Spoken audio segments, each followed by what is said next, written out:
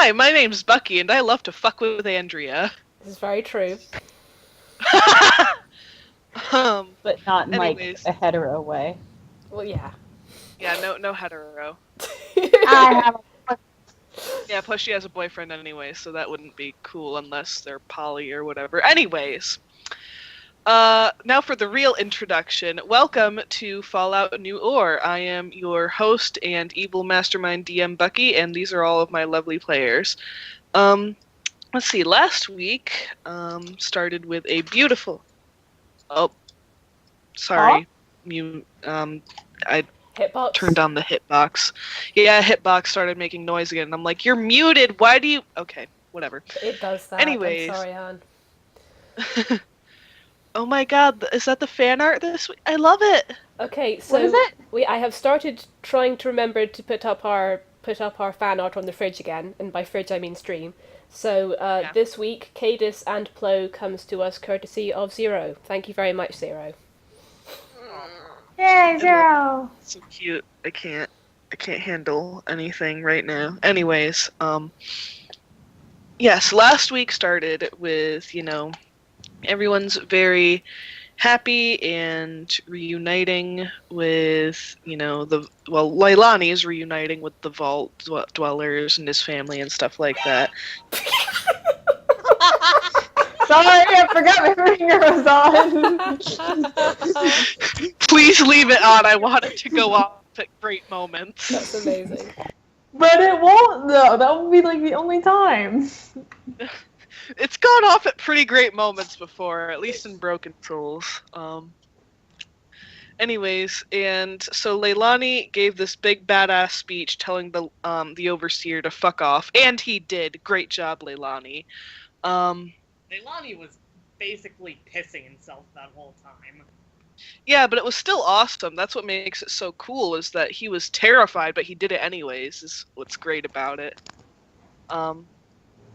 Yes, hold on, let me nickname myself in the roles room.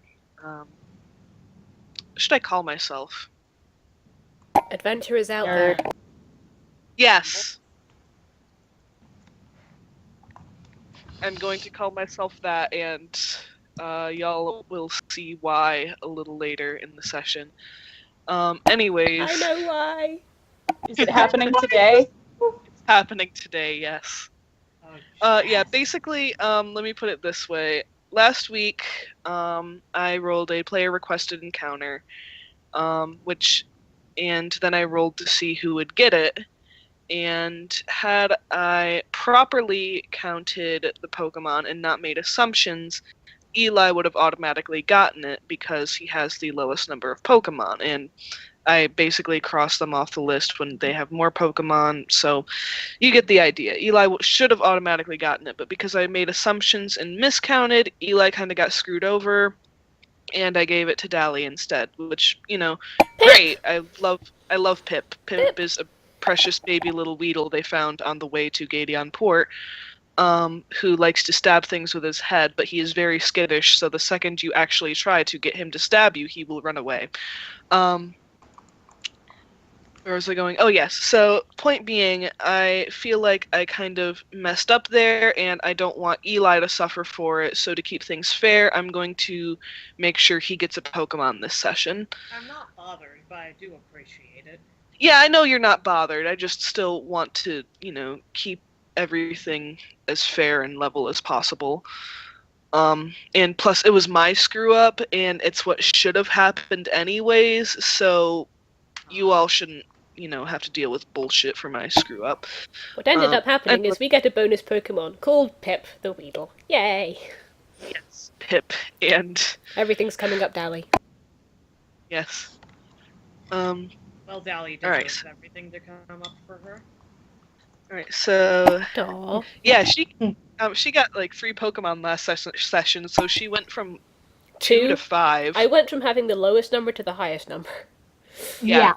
Which is pretty rad, actually. But anyways. So, let's see. So they reached Gadion Port, and they actually realized that Moz is not going to kill them all, so Moz is now the only Vion in existence currently welcome in a human town. Oh, wait, did Moz come with us? I thought we left him at the thing. No. Then you went to Phenac. Remember? Oh, right. Yeah, then Moz you went came to into Phenac. Gateon, but not Phenac yet. Right, I'm getting towns mixed up. I apologize. It's fine. So then you went to Phenac. You hid the vertibird somewhere relatively safe, and now it's especially safe because there is a Vion sleeping in it, and no one's gonna fuck with that.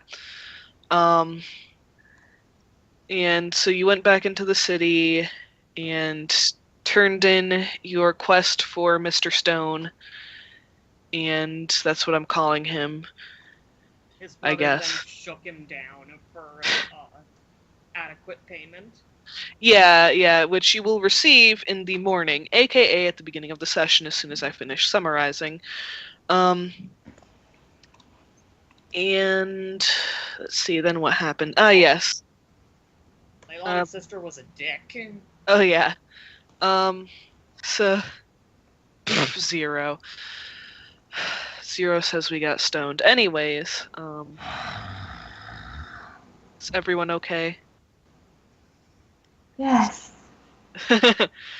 Alright.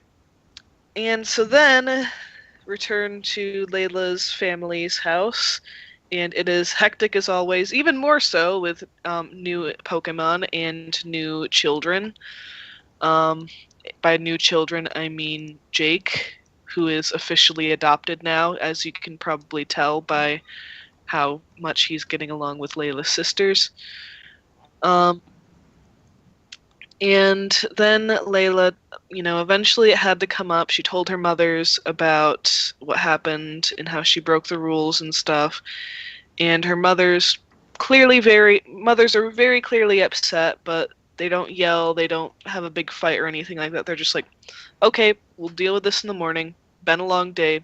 Everyone go to bed. And that's where we left the session off, so we can begin with the morning. Okay, I sent you a message. I see that. Oh, I should probably... I also sent you one, but not at all urgent. I probably should send this in a message, but I'm eating an ice cream right now, so it's a bit difficult to type. Layla got up in the middle of the night and went downstairs. Okay, does she do anything? She starts sketching sketching from memory. I'm sorry, I just got a message from one of you, I will not name who, saying, I want to send a message too! Good. Hannah! I was thinking Hannah. You dare! What makes you think that was me? Because it's the kind of thing I would do, but it wasn't me, so... You're my next guess. You have no proof. I have proof, though. The first thing Layla does is get out her journal and start sketching from memory Shiloh and the room he was in. After she's done that, she finds a medical textbook and starts reading it. Spark is sitting at the table working on the blade. Leilani's actually asleep in a different house. At least someone's getting some sleep. Layla couldn't sleep for, kind of obvious reasons. She'll kind of check in on Spark, if that's okay. If Spark is up anyway. Hey, how you holding up? I'm doing fine. Okay. Well, you're moving again, so that's good.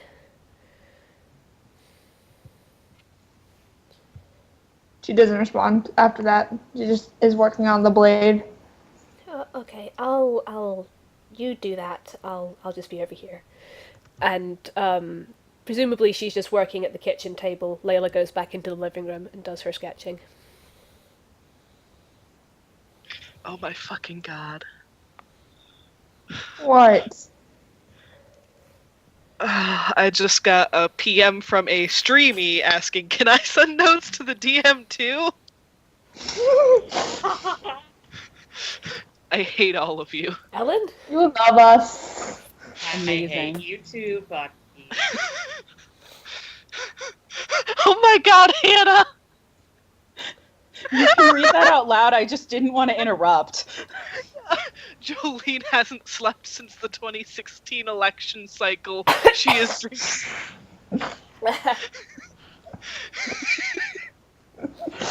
She is drinking black coffee and knitting furiously. Am I the only one fucking asleep?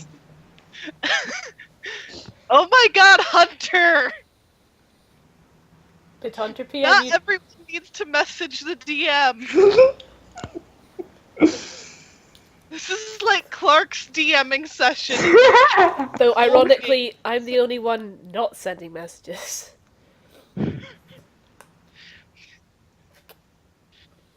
Oh god damn it. Okay.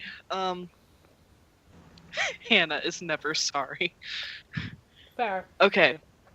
Okay, so Jolene is there knitting, Spark is there working on the thing, and Layla is reading. And Leilani is in another house asleep. Where is Quinn?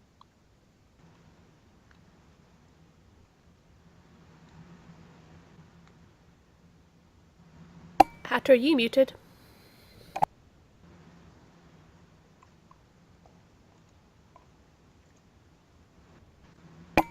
Hatter, are you there?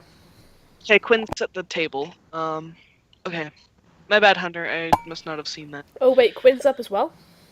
Yeah, Quinn's at the table too, so basically everyone is... Can we say at the table? Probably. Sure. So basically everyone except Leilani is at the table. Is Jolene there too?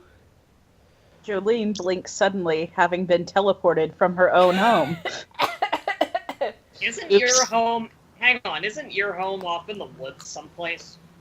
It's in town, I think. We Okay, never actually clarified. My bad, I wasn't aware that you were off in your own home. Basically you're renting a place. Let's say that. Yes. Yeah, sounds good. And Rachel's helping you pay for it because you're working for her. Yeah. Okay. Alright, so my bad. So the three of you, Quinn, Spark, and Layla are at the table. God fucking damn it, jury. Is Jury PMing you as well? Yes. Can you PM Yes. on the Knock it system? off! Yes, yes you can. It's whispering rather than PMing, but yes. Yeah. Yeah. Amazing. God fucking damn it. Poor Bucky.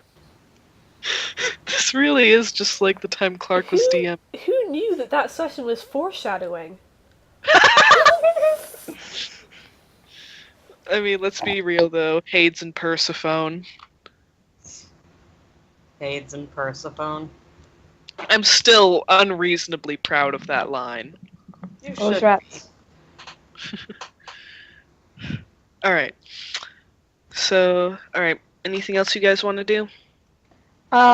When it gets close to sunrise, the PM I set you takes effect. Alright, well, I'm guessing since... You said it's the middle of the night, do you have any idea of, like, a specific time, Dally? I'm gonna say Layla comes down around 2 a.m. She starts sketching. About 20 minutes later, Sprig comes down and sits on her head. Good. About And there are two EVs sitting on your feet. good. Hodge and Pipper just conked out upstairs though. What else? Yeah, she Just basically telling bedtime stories. God. Yeah, they're basically conked out on a pile of sisters and Pokemon upstairs. At about 3, Layla finishes the sketch and starts reading a medical journal. She manages to do that for about 15 minutes and then falls asleep at the table. Right. Amazing. Okie doke. And Quinn, are you doing anything in particular?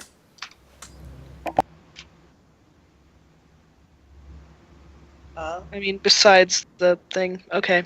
Alright, so you're just being, fidgety. Okay. So, yeah, I'm gonna say, I don't know when the sun would rise. Several hours pass, and, when When the sun rises, Spark leaves. I don't know if this wakes up Layla or catches Quinn's notice. She does take the Pokemon with her. Okay.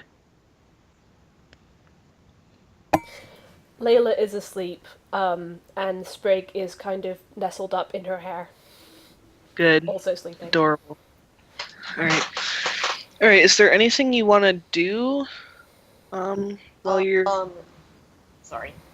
Is there anything you want to do while you're sitting by the place? Spark is just going to kind of be sitting outside in the lake. Eggsy is just bouncing around like happy he's going for a walk in the morning, you know, just probably carrying Plo on his head. Cadis is taking a piggyback ride and she's asleep. Mm-hmm. On Eggsy's back. I'm going to guess Edna's doing the same. Yeah, Edna is asleep on Cadis's back. Oh. Poke in the tower? Is Yes. Plo on Edna's back? Plo is on Eggsy's head. Oh, okay. All aboard the Eggsy train. Choo choo. Yes. France. Trot. Oh, P.S. Tad wakes up as... Oh, Jury, that's tempting, but no. She's a fire type, and I'm not gonna retcon that. I might include a lowland Pokemon later, once Sun and Moon are out, and I actually know what their fucking stats are and shit. But I'm not gonna include any Sun and Moon Pokemon in the meantime, because, like I said, I have no idea how to stat them properly. Anyways. I just love how Eggsy is such a happy little potato, because, like, all of this bad stuff is happening, and he's just like, I get to go for a walk! Eggsy's a mess, and we love him. Yep. Eggsy loves you too. Oh.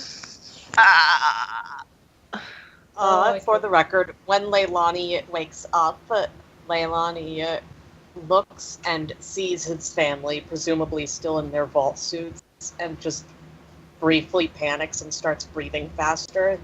And Iolana gets up on the bed and headbutts him. Hey. We're not in there anymore, alright? They're out here with us. And Leilani just... and hugs Iolana. That's so cute. And then he whispers, oh my god, the Overseer's going to kill me.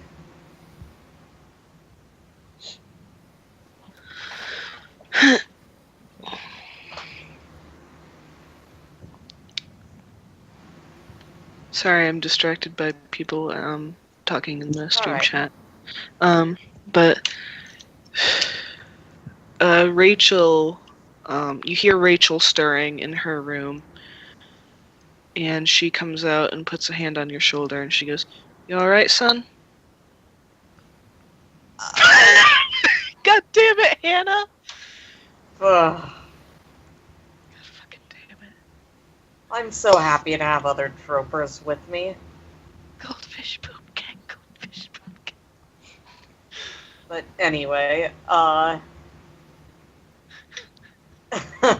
look up TV Tropes Zero, you'll get it. Yeah. Do it when you have plenty of free time. Yeah, it's very easy to get lost. I have lost so many days of my life scanning TV tropes. But anyway, Leilani just says, I thought I was in the vault again for a minute, and then I realized I wasn't, which is good, but, Ah! what the hell? Sorry, phone went off again.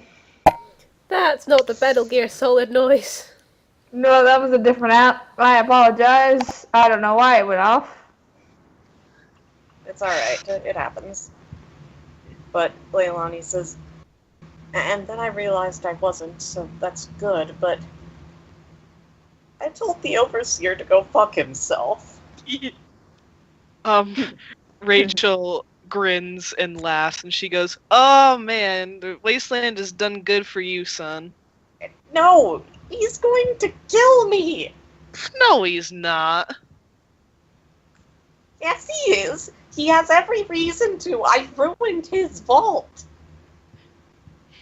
Son, he is a small man. And if he knows what's good for him, he's gonna stay the fuck away from you. I hope so. Well, how about I fix you up something to eat? Oh hey, I know, maybe I could make you a smoothie or something? Oh, that would be very nice. Is there anything I can do to help? I will have to step out later because well, everyone else and I are getting paid for the things we did. Oh, I'm so proud of you. Oh, also, I don't think the things we did. I know that I have my family here. We didn't... As you're talking, by the way, she's heading into her kitchen and getting out berries and starting to make you some juice and stuff. Leilani follows her and says, "Well, we didn't get my family out of my vault. They were already out because they had been taken by the Ascendants and brought to the volcano." She is in the middle of sipping some juice to taste it and does a spit take. Good. She goes, "You went to fucking Mount Battle?" And you hear... Leilani says, I didn't know that was its full name. And, like, you hear your family starting to get up because that was loud. And Leilani flinches, but then looks over at where the family noises are coming from and quietly says, "Yes." Well, hot damn, you are tougher than I thought. We didn't go alone, though. We had help. Son, you're a grown man. I can't tell you what to do, but sweet Jesus, don't go there again. I'll do my best not to, but I can't promise. Especially since, well, one of our... Leilani rubs his temples and says, "Do you remember the slowpoke?" Rachel bursts into giggles. Yes, and then she like perks up and she puts her shit down and she starts walking over to your family and she's like, "Oh, that reminds me, I haven't told them that story yet." Oh God, no! The point is, it wasn't a slowpoke; it was a Mew. She is stunned. I know I sound crazy. I have people who can back me up on this. No one can prove that that specific slowpoke wasn't a slowpoke. I mean, Shelley... Ah! Anyways. So, she watches you for a moment, and then she goes, "It still looked like a slowpoke, and you still ran away from it, kid." Yes, I did. But the point is, there's a Mew who has helped me and has helped the group, and her friend is trapped in there. Their name is Shiloh. It's another Mew. And besides that, there was another reason we didn't go in alone. We made a friend.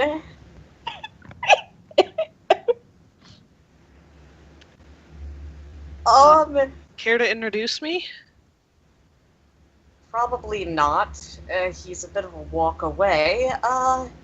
But, do you guys remember what our friend looked like? Your sister starts walking into the kitchen, and she goes, "Yeah, really fucking big and hairy, kind of like the Overseer." Haha, just kidding. No. Leilani face palms and says, I swear to God. The point is, our friend is named Mars, and he is a he's a Vion. A death Vion. A death Vion. Rachel stares at you, and she goes, so, let me get this straight. You're from a vault. The wasteland wrecks experienced people, and you don't know anything, and you're from a vault, and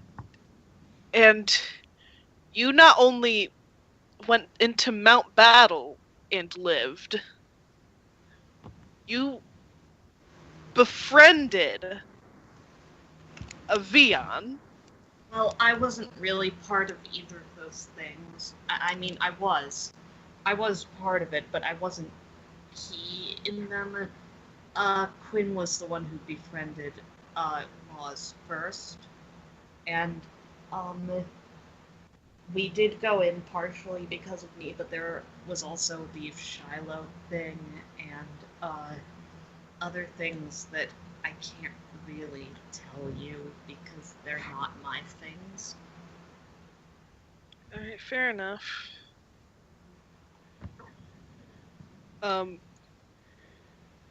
And so your sister leans on the counter and she goes, so what's a slowpoke?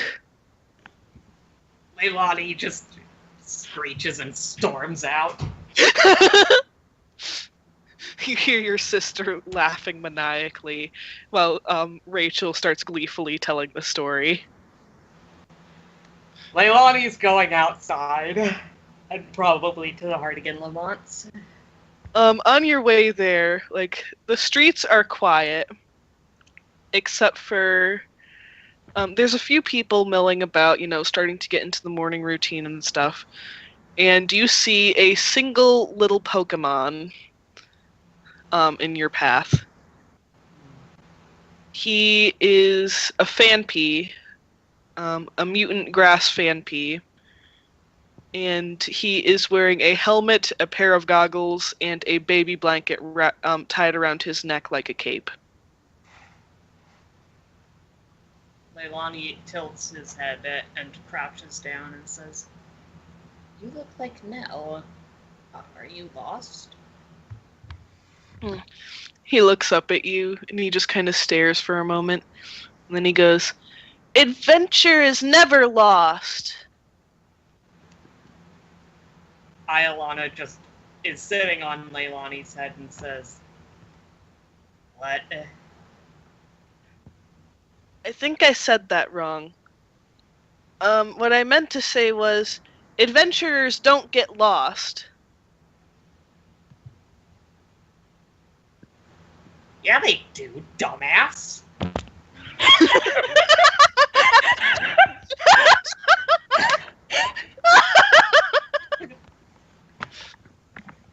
And Leilani says, "Iolana, I'm very sorry. My name is Leilani. It's nice to meet you." I like you.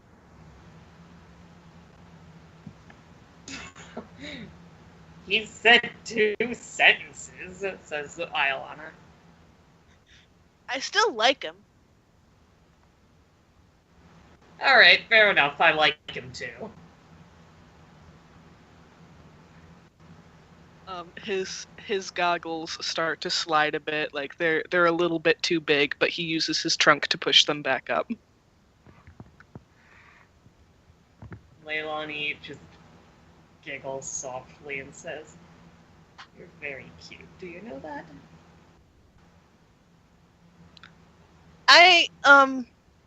I'm not cute. I'm really tough. Iolana bursts out laughing at that. I am! Yeah, sure, whatever.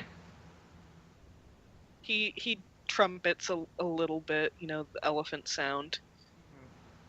And Leilani smirks slightly and then says, "Oh, you're you're quite loud, aren't you? Well, you look like a grass type." He looks over himself and he looks back at Leilani and he goes, "I am. My mommy says it makes me special." And Iolana says, "Well, she's not wrong." Oh my god, Iolana's a bitch! He doesn't understand the insult and he just beams at her. Iolana actually very genuinely smiles back. I like this one. Precious elephant baby. We have to protect him. She bounces down and floats down to him and says, "So, do you turn into anything else?" Well, my mommy's a Don fan, so I guess I turn into one too. Everybody frickin'. Whatever. Point is, and she just sort of ruffles his head and says, Hey, be careful with the helmet. "It's a helmet." Be careful with that. "It's a helmet." Be careful with it. Yeah, we're keeping him. And Leilani just blinks with you. Sorry to interrupt, but since people are asking what part of him is grass, I'm going to say and you can correct me if you have a different vision of him, Eli. But the way I personally am envisioning him is that instead of blue, he is light green, and the red part over his nose and on his ears are leaves. I love it. His butt is grass type. What was that? His butt. His butt is the part that's grass type. Anna, no. Yeah, so he is grass ground. And Leilani just smiles and says, "It's a pleasure to meet you. Would you like to come with us to my friend's house? You could meet another Fampy if you wanted to." Another Fanpy? Yeah, there's another one. I bet there's a whole bunch of them. I mean, there's only one we know of, but whatever. I bet Fanpy are really cool. We're really tough, and I can do this. And then he curls up in a ball and starts rolling around. But then he gets tangled in his baby blanket cape and flops. Wait, because he has a helmet, wouldn't it be like he rolls until he hits the helmet and slowly teeters over and then keeps rolling, and then his helmet slowly teeters over and then keeps rolling? Just repeating that over and over again. Well, like I said, he starts to try rolling, but then he gets tangled up in his baby blanket. Fanpy used rollout. It wasn't very effective. Leilani laughs out loud and says, I like you. And then he tries to pick him up and, you are heavier than you look. Adventure is heavy. Adventure never packs light. Good. Are we just going to name him Adventure? Possibly the Hawaiian for adventure. There is no Hawaiian word for adventure. I already looked. Damn. I'm starting to list suggestions. Not Googleable. I'm putting name suggestions in the chat. Yeah, I've noticed it. Thank you. He starts wiggling and he goes, "If I'm so heavy, put me down." Leilani, Iolana translates and Leilani puts him down. Alright. He looks up at you and he shouts, "Alright, let's go! Adventure is out there!" And then he charges off in the wrong direction. It's adventure time! I love him. Iolana Adventures in every direction, Alistair. Iolana yells, "This way, stupid!" Can we just say he doesn't even stop? He just like keeps going and just like slowly turns to make it back towards you. Yeah, he I he meant to do doesn't that. turn very well, so he just kind of keeps heading forward and slowly arcs. Good. For the record, Capono is still asleep, so Leilani is carrying him, and Momi is walking along, but she's basically half asleep. Momi thinks she's still dreaming. Mm-hmm. There wasn't a fast talking dwebble, but there was an adventure seeking fanpy, and I'm not sure which is worse. Adventure is out there. The Dremel. Oh god. So anyways, yeah, Momi is not ready for this.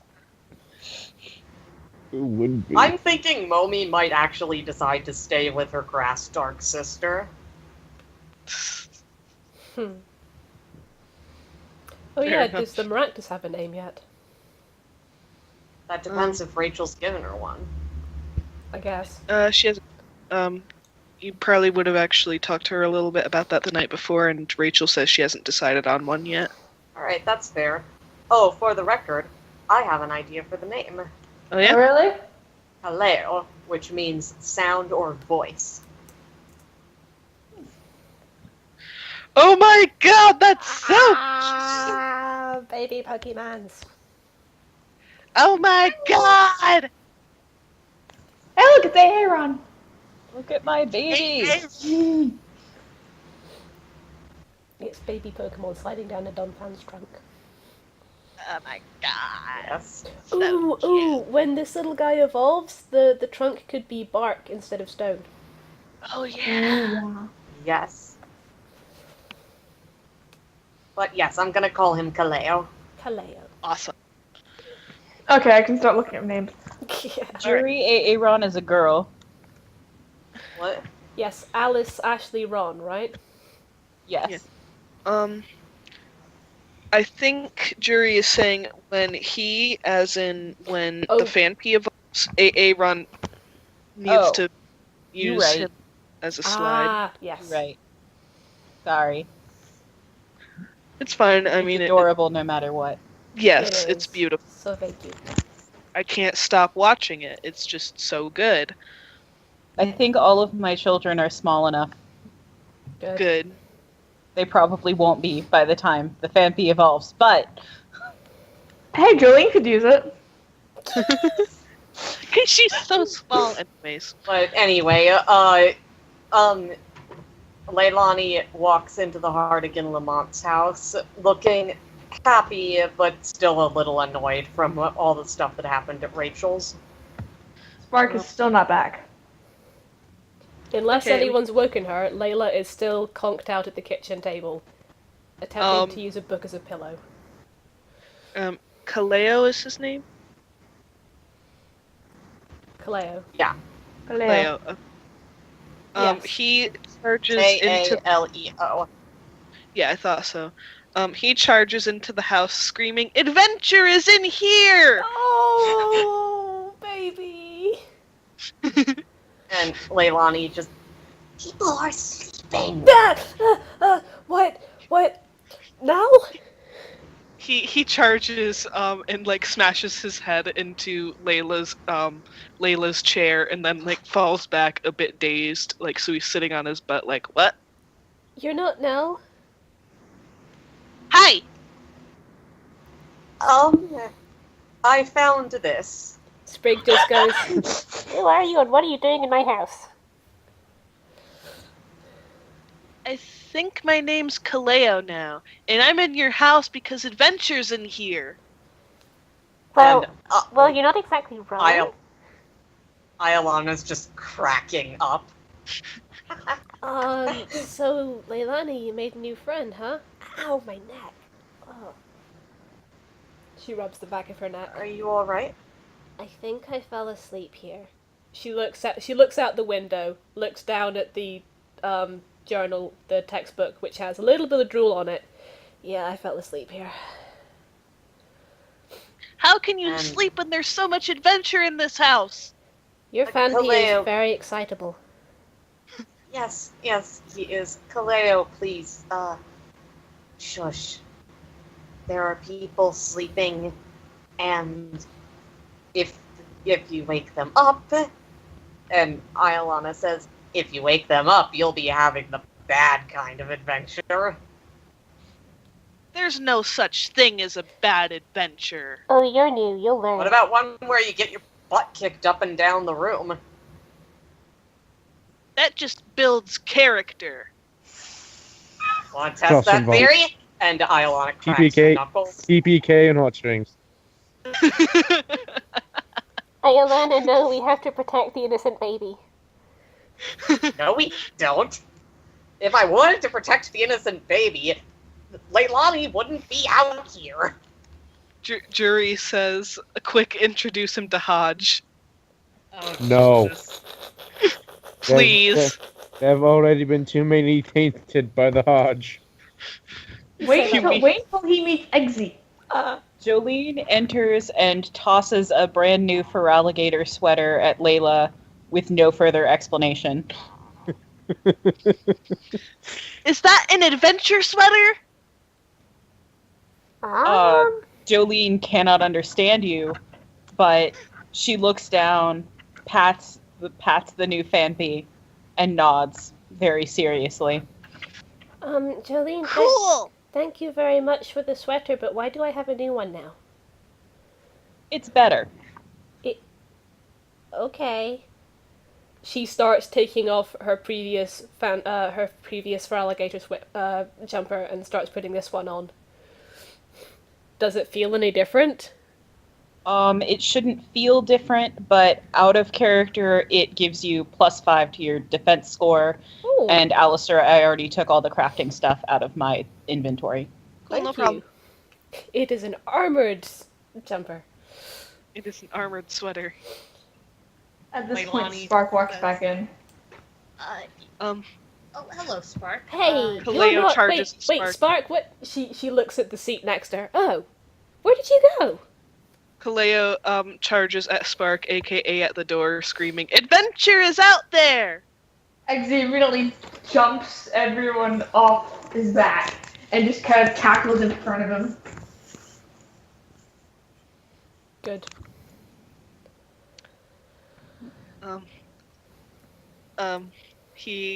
He runs into Eggsy and he stops and falls on his butt again, shakes his head off, and then he goes, "Hi! Hi! I'm Kaleo! Hi, Eggsy. You're cool! So are you. I like you! Awesome. Wanna go on an adventure? Okay. Okay!" And then he runs outside. Oh, God, said Iolana. Now there's 2 of them. Good. Hey, Tad, you want to come on an adventure? Who'd he ask? Tad. Tad goes, "That sounds metal!" and starts headbanging. Sarah comes out rubbing her eyes. Who cloned Eggsy? It could be worse, Sarah. He could be another Hodge. Aaron. You're right, it could be worse. Aaron wakes up slightly, looks around and says, "He's having nightmare. Second Hodge?" Fuck. And goes back to sleep. Sprig just looks around at all the other Pokemon and glances down at Milo, then looks around and goes, "No one tell her." Eggsy just runs around the room, runs behind Tad, picks him up with his head, and then runs after the Phanpy. Kaleo, thank you. Kaleo out of the door. This is fine. Spark, where'd you go? Went for a walk. Need to clear my head. Sure. How's Kane doing? Speaking of How is Kane doing? Where is Kane? Kane is asleep on the couch in the living room. How does he look? He looks better, actually. He's still, obviously not at full health, but he's okay. Spark is just gonna go. Spark is gonna go over and kneel down, just kind of like move the hair out of his eyes. Real quick, Milo pause at Layla. Well, Layla feels a very light tugging at the like at her boot. Oh, hello. She looks down. Milo looks up at you and says, "Excuse me, Mom, but I was promised a party." Layla looks at Sprig for a translation. Layla, I think Hodge may have been making promises that he can't keep. What? What? Can you... What? Milo? Was it by any chance Hodge who said you were going to have a party? Yeah, he said you guys were gonna throw us a party, and that's why you were taking so long. Oh, Hodge.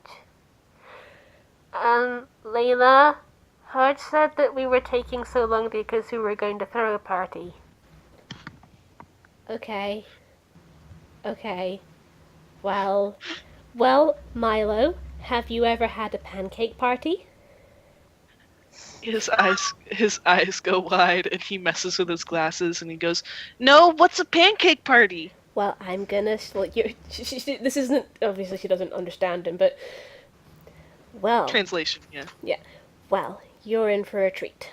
Wait right there, and I am gonna make some pancakes for the pancake party. Cool! I'll go get Hodge! Oh! Sorry, that's Sprig, actually. Please don't. You hear a dull clunking sound as Aaron repeatedly bashes her face against the wooden floor. Sarah does say, "Please don't." Milo takes off upstairs. Layla Clark waddles over to Sarah. 1 sec. Layla's gonna start making pancakes. Alright,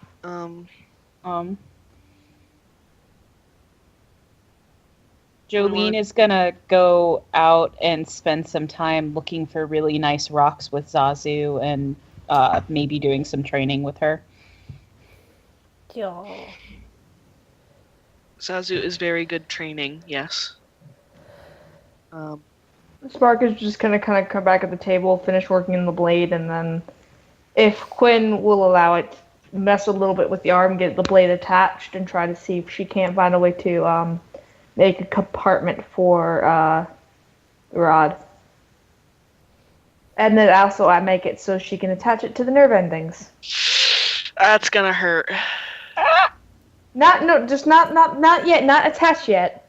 Just make it so the arm's ready for that. Okay, Not doing that just yet. alright. Adventure! Oh god. What have we created? More adventure. More adventure. So I'm guessing that Spark is still working on this at the kitchen table? Yep. Unless she's asked to move. No, she's not. What you working on, Spark? Just working on some improvements in Quinn's arm. That's a good idea. So, So I'm back. What? Sorry, I'm back. Okay. Did you want it was Sarah and Eggsy? No, Sarah and Plo. Sarah and Plo just waddled up to Sarah and is staring at her. How tall is Plo? How tall is a Togepi? Oh. He's probably pretty tiny.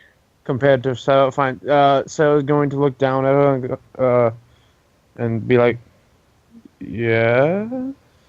Hi. The small egg thing is staring at me. Hello. It could be worse. He could be saying why over and over. Why? You had to say something, didn't you? It's your problem now, Sarah, not mine. Aaron gets up, picks up Plo, and wanders away. are we going? Are we coming back? I Just keeps going out into the yard. He's gonna take a nap. Ooh, what's that? Ooh, what's that? Sarah, I thought Sky, you... probably. Ooh, that has numbers on it. What has numbers on it? We don't fucking know. Can Plo read Alright, numbers? Lara. Is Plo literate? I was gonna say, she only understands the concept of numbers. That's He. pretty good. I'm quoting Curiosity Core. Oh god. Good. God fucking damn it. With that, I have to go eat dinner. I'll be back in like 5 minutes. Okay. Okay, doke. Alright. But Oh, there anyway, we what did I miss? Where did you what did you last hear?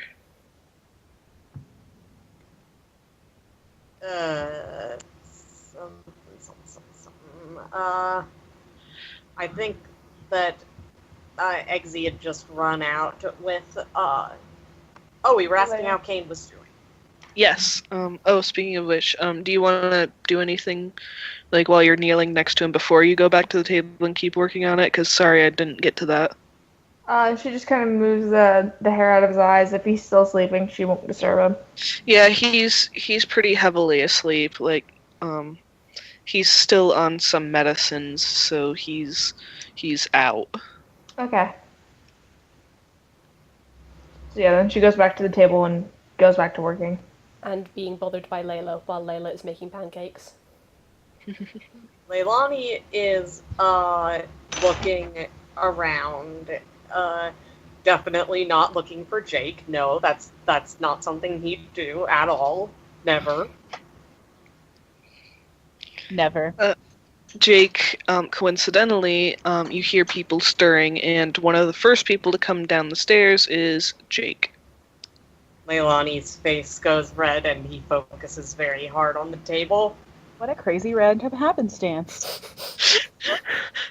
Oh hey, look at my watch, it's time to go. Sorry, look, Hey, look Leilani, at my pass wrist. me that. Pass me that wrench. Leilani just quickly shoves the wrench over at her. Geez, don't kill me with it. Sorry. Sorry. Leilani in the kitchen with a pipe wrench. Leilani, do you maybe want to,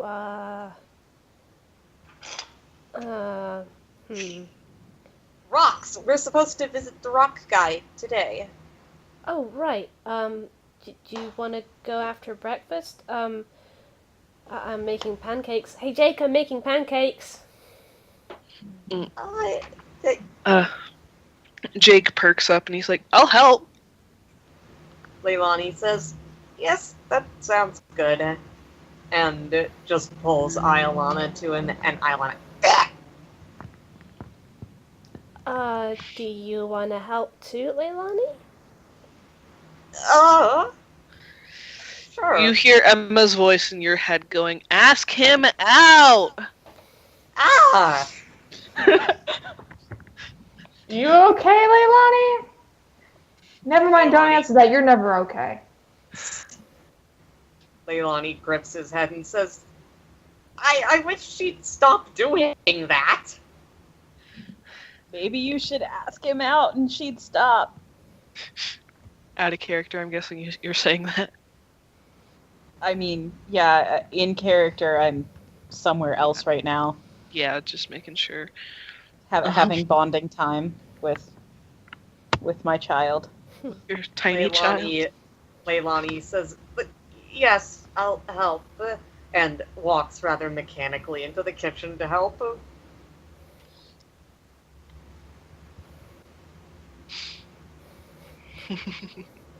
Layla keeps looking like she wants to talk about something, but she's very much just gets distracted glancing at Jake and Leilani. Leilani actually calms down a bit when he notices that and says, Layla, is something up?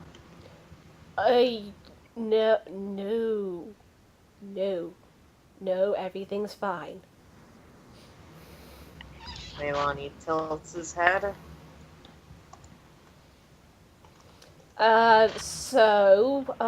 Do you know how to make pancakes, Leilani? If you don't, maybe Jake can show you how. I know how. Okay. And Leilani actually does. He has basic cooking. Cool.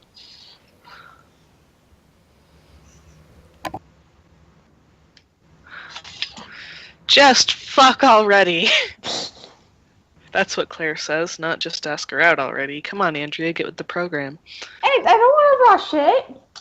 I know, but... I mean, Jolene gave them condoms the first time they met, so... Which you still haven't put to good use. Hey, Iolana turned one into a balloon animal. That's a great use. It's a use. True.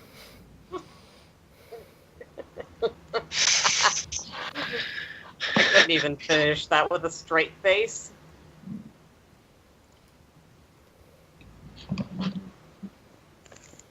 That is loud. Okay. What's up? Sorry, just loud music or TV show playing, and I was just like, what is that? But anyways. Okay, so what happens next? Leilani does say, Layla, are you sure everything's okay? Yeah, I was just, wondering what Spark was working on. Leilani once again tilts his head and says, alright. If you're sure.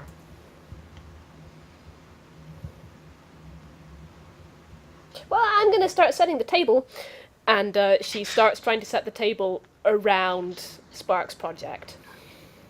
Leilani might be leaving it of Layla alone, but Iolana isn't. From the other room, you just hear Spark shout out towards the kitchen. Just ask each other out already. Leilani puts his hand down on a burner and shrieks. Jake bursts into laughter. Leilani! But then he realizes what Leilani is shrieking about, and he goes, oh shit, you okay? Ow. Yes. And then they have Leilani. a tender, loving moment as he wraps his wounds. Quinn is just very gently going to push him closer to Leilani. Oh, is Quinn in there? Yeah, Quinn's at the table. Yeah, Quinn never left. Yeah, he's just been sitting there like, okay, cool. Jake looks at Quinn and just goes, Jesus Christ, I was gonna hug him anyways. Leilani goes bright red and just stands stock still, holding his burned hand in front of his face.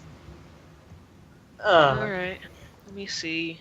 I'll go get some lotion. Yeah, thanks, Layla. I'm not so good with the injury stuff. Kiss it and make it better. Yeah, Leilani's now just stammering and saying nothing coherent. Jake shoots a glare in Spark's direction. Heavy eyebrow wiggle. You go first! I have a link for this. Technically, she already did. True. Wait, and Leilani says that in character. How? Did you know? What was that? Did Leilani know?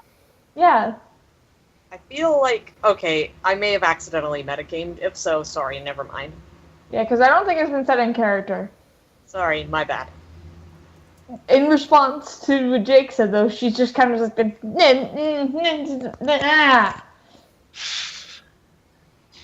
Layla reappears and, with the lotion and glances over. Is Spark hanging out with Kane right now, or what? Spark's back at the table. Oh, she's back at the table again? Okay. Yeah, I should point out that the table is, at least I was figuring the table was just in the kitchen. That's what I was saying too. So we're all in the kitchen, basically, okay. Yeah. Ellie, I have a question. Yeah. Was the picture that you linked? Did you link that, or was that a copy of my link? That's gotta be your link. Okay, yeah, that was pretty quick. Yes. Oh my god, that fucking link. It's Eyebrows. fucking shipper trash. Eyebrows. Relative link is relevant. It is. Okay. So, she holds out the lotion, not sure whether to apply it herself, give it to Leilani, or give it to Jake. Give it to Jake. Give it to Jake. Give it to Jake. Give it to Jake. Oh my fucking god. Give it to Jake. You're more shipping trash than the 14-year-old girl, I hope you know that. Ooh, me? All of you, including me. Because You- Layla does give it to Jake. I remind you, you have turned me into this monster. That's true. No, technically it was probably more Threnody than me. Possibly. It was in you all along, Hatter. No! No! Yeah. I refuse One to of us. believe that. One of us. No! One of us. No! I am shipping trash. Ooh, we have a Kaleo already. Holy crap, really? Oh my goodness. Oh my gosh, Zero! That's adorable. Let me see. I love him. I'll link him in the thing as well. Hot damn, that was fast. That was fast. Bless his little You're cotton impressive. socks. Go. Oh my god! Ah! Zero, Wait. you broke Bucky. Is the helmet and goggles kind of like the Air Force kind of thing going, or? It was supposed to be like the helmet and goggles that they wear in Up. Yeah, baby Oh, Ellie okay. and baby Carl. Yeah. Oh, it's so cute. So cute. What? Got a cape and I want to die. Oh my god, I just can't. It's so perfect. I don't know how I'm going to function the rest of this session because I just want to sit here and stare. Oh, that's easy. We just more ship. God. Okay, so Jake does take the lotion, but he's shooting you a look as he does, and he applies it to Leilani's burn. Leilani Tenderly? With lots of emotion and eye contact? I'm just asking. Leilani sure as hell ain't making eye contact. Paint us a word Leilani's- picture here, Alistair. This is not a porno. Hold up now, wait a Leilani minute, just has- wait, time out. You say that, but I remind you, there are several smart writers within this chat room. Okay, true. If you don't, they will. However, upon They the scene, there are children present, so no. Besides that, Leilani's just dead silent and stock still with this 1,000-yard stare. And Layla, oh boy, Layla goes back to making the pancakes, and yeah, I'm gonna have her do it. So Spark, how about you and Kane, huh? Oh my god.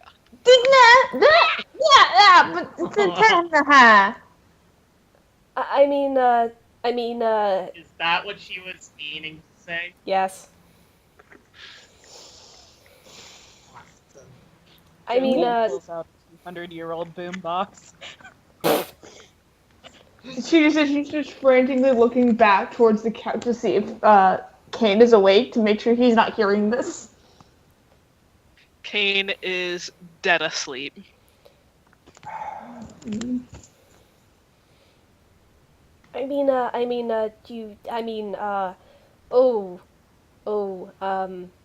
Spark, go take care of your boyfriend. He's not my boyfriend! We better tell him that, because no one acts that stupid unless, they're in love with somebody. did you watch Stranger Things? I haven't seen it yet. I'm really excited. Oh, I can't. I don't have Netflix, and I want to see it so bad. You but my just friend almost verbatim quoted a I line know, from my it. my friend told me about it. No one acts that stupid or tough unless they're in love. Basically, yes. Yes. Well, I mean, he said, maybe they're not. Layla, What? did you say something? Did I say something? Do I seem like someone who would say something? Yes. Miss Murder Mouth. I mean, the way you talked about him, I thought you guys were a couple. You like him, right? You like him, right? Was that in character? Yes. She Jake, pouts. when Supervillain, are you when mocking Jake me? finishes, oh sorry, No, go ahead. when Jake finishes treating Leilani, he gets up, starts to walk out, and he mutters to himself, "I thought I was done with this when I got out of school." Nope, it's just as bad as when you're an adult kid. Zero But has a valid point. Jake would probably know the relationship between Kane and Spark because Spark probably would have said something to Kane. I mean, Jake. Nah. Yeah, that's fair. Jake is just done with everyone being shipper trash. Yeah, Hey. but what? Oh no, I'm just we've got I blah blah blah blah blah. We have a nice full chat at the moment. It makes me happy. Oh yes, it is Really? very full. Who's Very who? That's a lot of people. We have Mike, Zero, Jury. Mike. Yeah, Mike's Mike's back. back. We have Legacy. Legacy, and Ferret. Chaos Ferret. I don't see Mike. Yeah, he posted. He doesn't seem to be showing up in the chat though, so maybe he had to. Maybe it's just a flyby. Maybe. Okay. And we've lost Eli, sadly. Damn. Well, that's okay. We can just say that Leilani has maybe been excused from kitchen duty because he burned his hand. Also, P.S. also, quick note. double date. Quick note about the baby blanket that Kaleo is wearing. Yes. It basically just has little, very carefully stitched pictures of baby Pokemon all over it. That's fine. That's fine. And he's wearing it as a cape.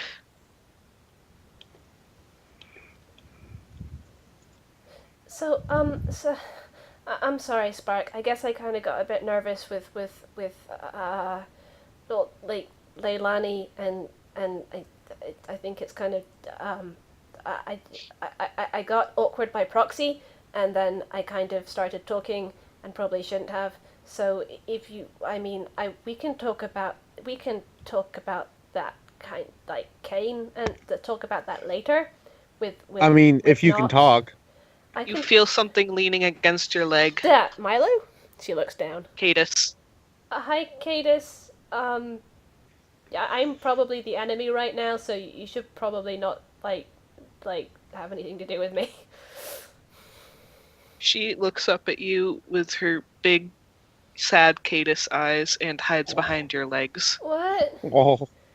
What's wrong, Cadis? Cadis says very, very quietly, "Stop fighting."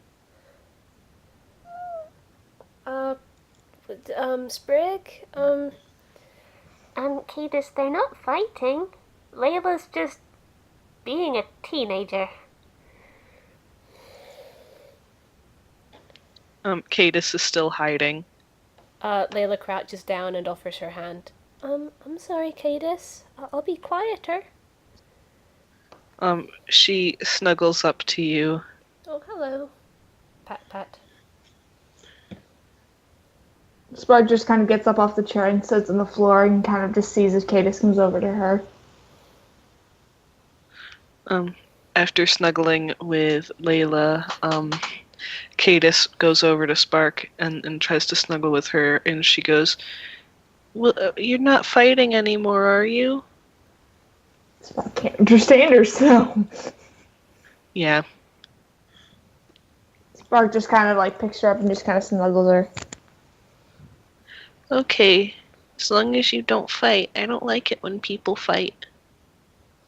I know that feel, baby girl.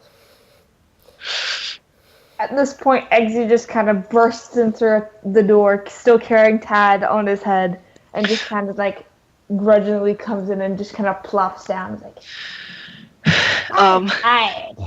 Tad Tad continues to violently headbang.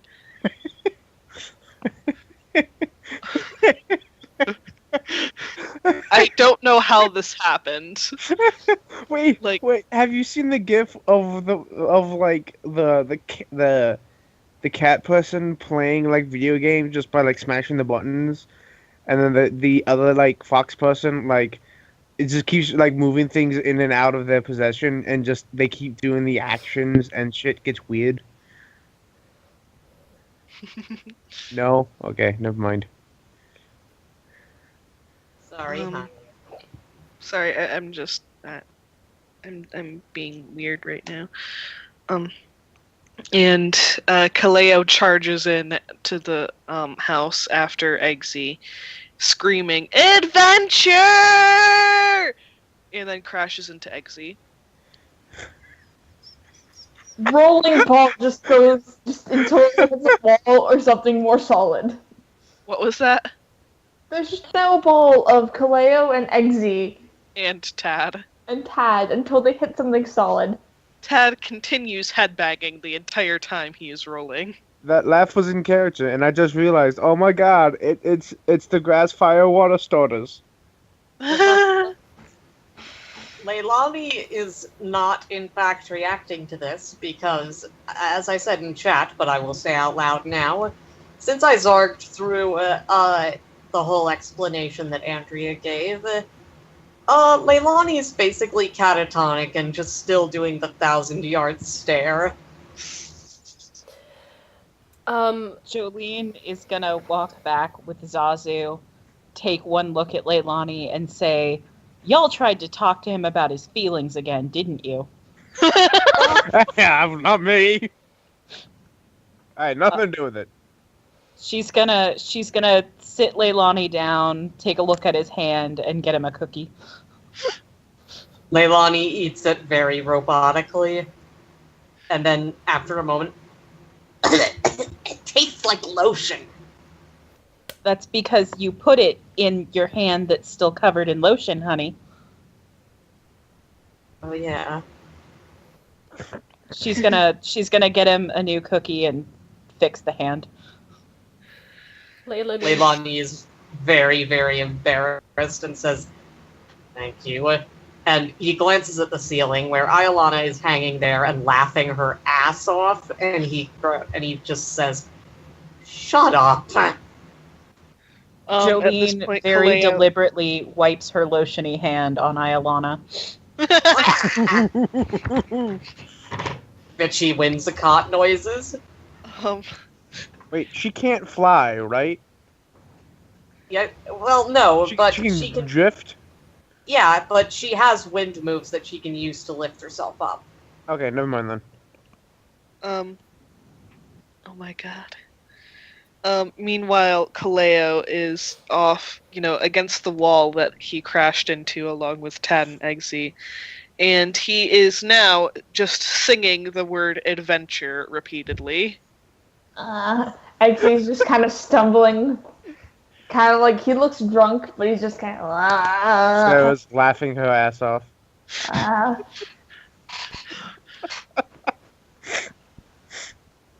Why are you laughing? She just kind of pokes him, and he falls over.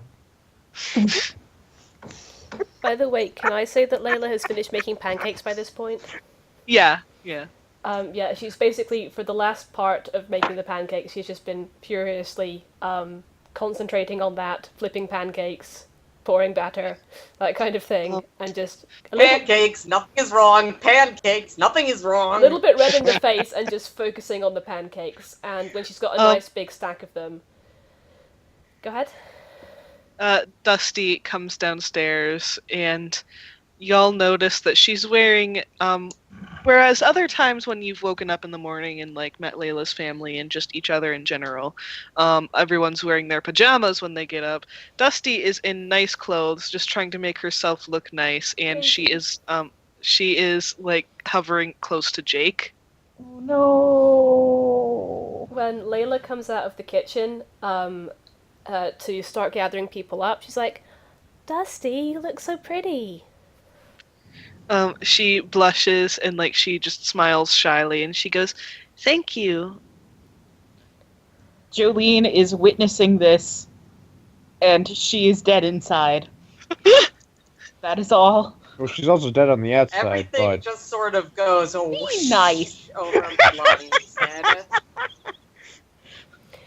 Hey, And he says, "What? Oh, yes, you do look really lovely. What's the occasion?" She is blushing hard at this point, and she goes, I just wanted to look nice for company is all." Layla looks vaguely confused. Should I roll insight? Yeah. And I roll inside. Yeah. Leilani is going to not figure this out. I'm rolling insight. Considering how Okay, little what is my Leilani could insight? figure out about himself, I'm not surprised. That's fair. What is my Entirely fair. An Good 18. roll, good Intuition. roll. 18. What is my... Where is my... Oh, it's intuition. Intuition. The 18 is Right. mine, you got a 17. Okay. Wow, Yeah, you it's- have No, hella I high. crit once, so it's also 18. Nice! Oh, you have hella high intuition. Let me Yeah. just roll this, please. So good roll, that's a pass, that's a pass. That's a pass. That's a 12. That's a Wow. pass. Oh, okay. It's not very hard to spot, so everyone passed. Yeah, Dusty is nursing a very precocious crush on Jake. Jolene Oh, is no. going to grab a plate of cookies, a spare sweater, and Dusty, and lead her outside for a gentle talk. Jolene? Dusty's like, "Wait, where are we going? I can't eat cookies. It hasn't been breakfast yet." It's a fun breakfast. It's a party. Party breakfast. Milo runs after Jolene. It is oh gosh, okay. Leilani looks breakfast. confused and says, "Is something wrong?" No, everything is fine. I'm just gonna go upstairs and wake up everyone for breakfast, okay? Okay. And she runs upstairs. Everyone's already started to come down, and Runs into Gwen like- on the stairs or something. yeah, you run into Gwen, and Gwen's like, "Yeah, where's Dusty going with the old shotgun granny?" Oh good. Gwen, I've made pancakes. Can you finish setting the table and get everyone pancakes? I'm gonna go make sure everything's okay with Dusty.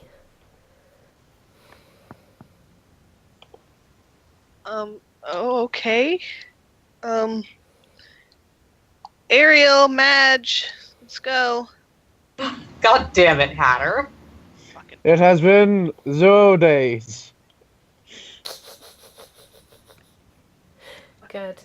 zero. It has been Hannah. 0 minutes. 0 minutes. Layla skitters back down the stairs and goes outside. Is Hodge going with you? You can practically see the question mark over Leilani's head. Can I say that Ailana, being smarter than Leilani, has figured it out? Yeah, that's fair. Ailana just face palms and... Ooh, this is gonna suck.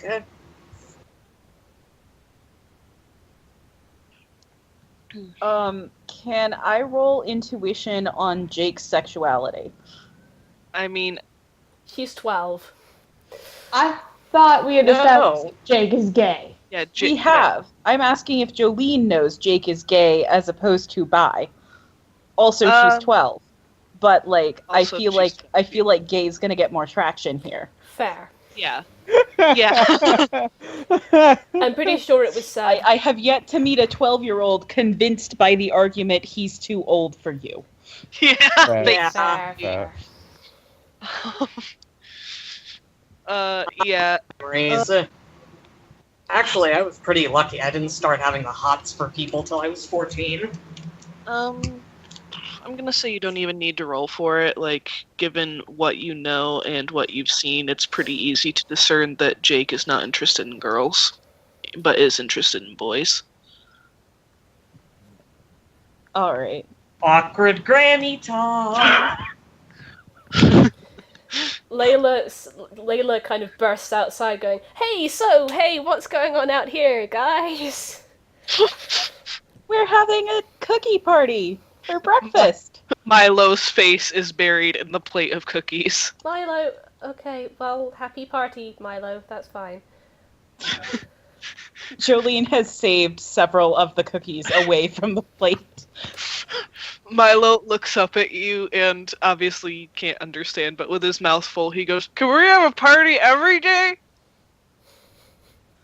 Sprig is Chew not with there your to mouth translate. closed, honey. Come on What'd now. you say, Hannah? I said chew with your mouth closed, honey. There are now chocolate stains on his glasses lenses. Oh, Milo, come here. She picks him up and starts, she's gonna have to use, she'll use her sweater sleeve to try and clean off his glasses. I want to do it! And he reaches for his glasses. You're gonna grind chocolate into ballistic fiber. And the chocolate wins. Milo is reaching for the glasses, whining that he wants to do it. She gives them back to him. She's holding him, by the way. He licks the chocolate off the lens. Okay, well that's one way of... Now, Milo, when you're having a party, it's good to not rush your food, okay? Because then you might be too You'll full. vomit. Yeah, you might make yourself sick, and you can't really have a party so well when you're sick, can you? I'll go ask Hodge what he thinks, and then he runs back inside. Oh no. I just look after him and go, that Evie's gonna barf. I'm not sure that's it, but I still have this feeling of trepidation, and I don't know why. Sarah is like almost nearly run over by Milo as she comes out, picks up a single cookie, looks at the two of them, and just walks back inside. Well, 3 of them, because Dusty's out there. Oh yeah, hey, the 3 of them. Hi, Sarah. Bye, Sarah. Okay. And meanwhile, Dusty's just like, okay, why am I out here? Dusty looks very confused, and she's just like, this isn't a cookie party, is it?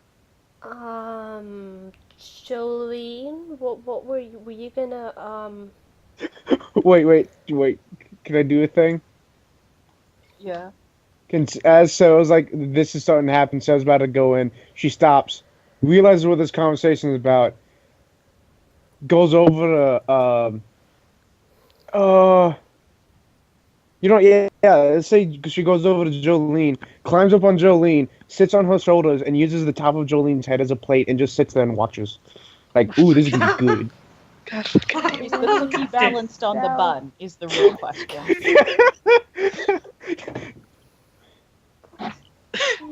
Hi again, Sarah. She just waves. Well, this is sort of undermining the seriousness of the tone here, but, sweetheart, is there maybe a reason that you chose to dress up so nice today? She is not making eye contact, and she just goes, no. It wouldn't have anything to do with Jake, would it? He's so cute. I know, honey. He's about 250 years too young for me, but you know, he is very cute. And listen, you're a very cute girl, but maybe you should find someone your age who also likes girls. She looks kind of dejected. And she goes, oh. Oh, Dusty. No, it's okay. Too late, she's being hugged. She giggles a bit sadly and hugs you back. And she goes, well, that's...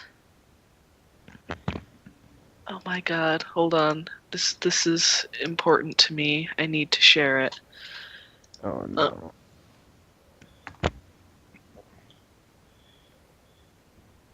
Oh yeah, I see what Eli's saying too. I thought Eli posted Shakespeare for a No. second, and I was like, what does that have to do with that at all? Yeah. Yeah, agreed with Eli, big time. It's really fucking rough. And, like, Layla, you knowing Dusty's situation and having seen her deal with it before, like, not necessarily in crush form, but in other people knowing and treating her differently, you can kind of see the gears in her head turning as she's wondering. Listen, Dusty, even if Jake liked girls, or even if you weren't a girl, he's still, like, what, 5 years older than you? He's got to be more than that, right? He's 5 years old. Oh. She's 12, Jake's 17. Okay, I thought Jake was 18. No, he's 17. Anywho, doesn't matter. Yeah. But hey, you know, Jake, like, he's, whoops, sorry, I opened a thing.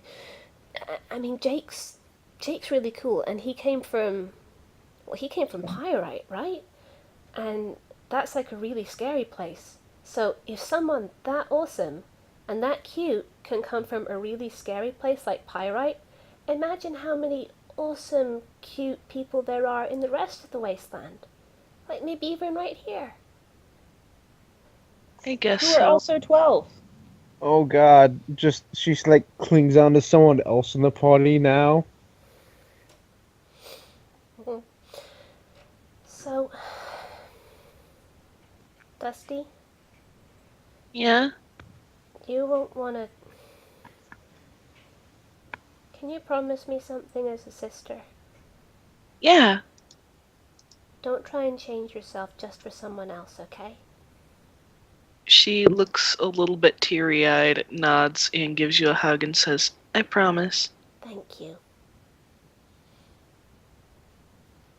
You're the best Dusty I could ask for. She glances down at herself and then back up at you, and she goes, I'm gonna go get in my pajamas now. Yeah, I mean, you look really nice, but your pajamas are rocking. She runs inside. Please tell me they have tiny rockets on them. Or possibly tiny rocks. Well, there are now. Layla is slightly teary-eyed as well. Thanks for helping, Jolene. I tried. Sorry, you did most of it. No, I'm sorry. I panicked because Dusty's had kind of a hard time. I mean, people can be kind of mean to her. So, I just got kind of overprotective. I know you could have handled it by yourself. It's fine. You're nice. I'm glad you're all my kids, you know? Good. Well, I guess I have 3 moms now. Huh. Mom, Mama, and Shotgun. Shotgun is a legitimate parental term. Yes. Well, now it is. Also, Sarah, you enjoying the show? Bucky, was that a success, by the way? Yes. Guys, you notice that there are a few more cookies missing from the plate, and you're not quite sure why. Wait, what? Meanwhile, inside, Eggsy is handing out cookies to Flo, Cadis, and Edna. I look down and just go, damn stealth Pokemon. Just fucking ask. Fucking ask. I'm gonna have to up Sarah's perception just so she can spot when he's doing stuff. She rolled a 17, and I didn't want to interrupt the moment, so I decided. No, to just it's let fine. pass. It's fine. But she only has a 2d6 in it anyway, so. Yeah, I'm still getting the hang of like when I should make you guys roll perception and stuff. Like, it's okay. Because I'm not always sure of when to tell you guys to check each other and stuff. It's alright. It takes time, Bucks. I mean, And rule of funny, so I'm fine with it. meanwhile, Leilani, being completely oblivious, smiles at Dusty and says, "Hello again." She waves happily and runs back upstairs, saying, "I need to get back in my pajamas." Oh, alright. Do we not count as company anymore? Layla comes back in and says, "Pancake parties are more fun when they're pajama pancake parties." And she starts dishing up the pancakes. I suppose that makes sense. I never really had anything but vault suits until I left. Jolene pulls an antacid out of her mysterious knitting basket and goes to find Milo. Hold on. I just got the idea for a new item in the Triumvirate. God damn it. You hear slight moaning from the bathroom. I go towards it. As of recently, I can empathize. You hear moaning from the bathtub. Milo. Like the shower curtain is pulled in front of it, and so you can't see. I gently pull the shower curtain back and rub Milo. Yeah, Milo is curled up in the bathtub whining. Oh, baby. Told you not to eat 8 at once, honey. He should have listened to Hodge. Said it would be okay. Hodge is stupid. Oh god, Sarah's still on Jolene's head. Still on top of Can I roll intuition to say Hodge is stupid? Hodge is stupid.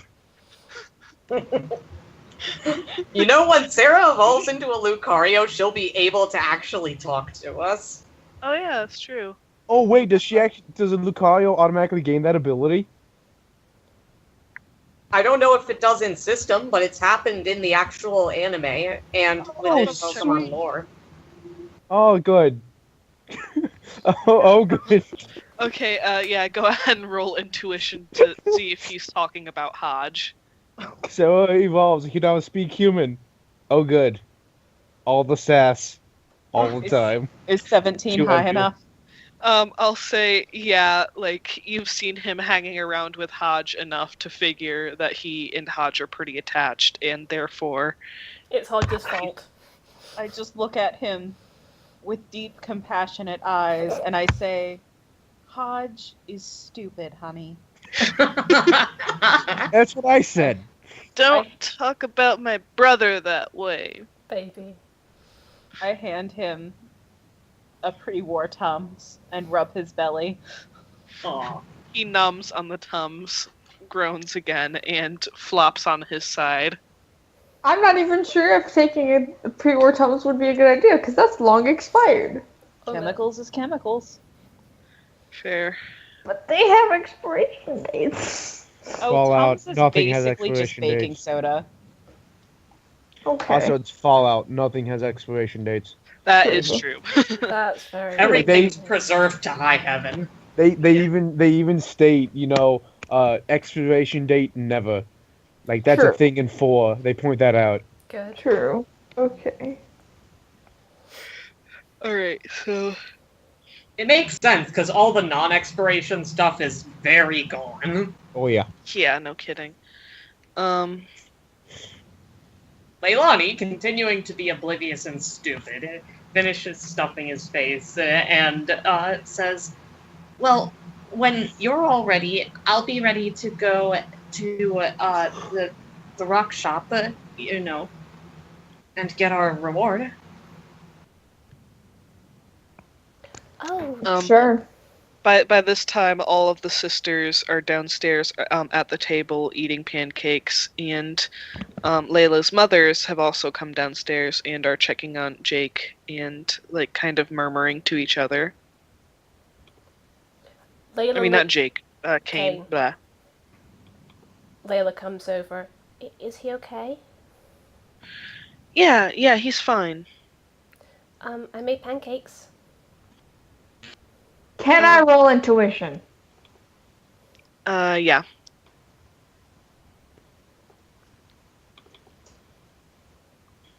That is probably a no. That's a no. What are we rolling intuition on? Yeah, what were you rolling on anyways? To see if they were actually saying that, yeah, he's fine. Yeah, you can't tell. Okay. And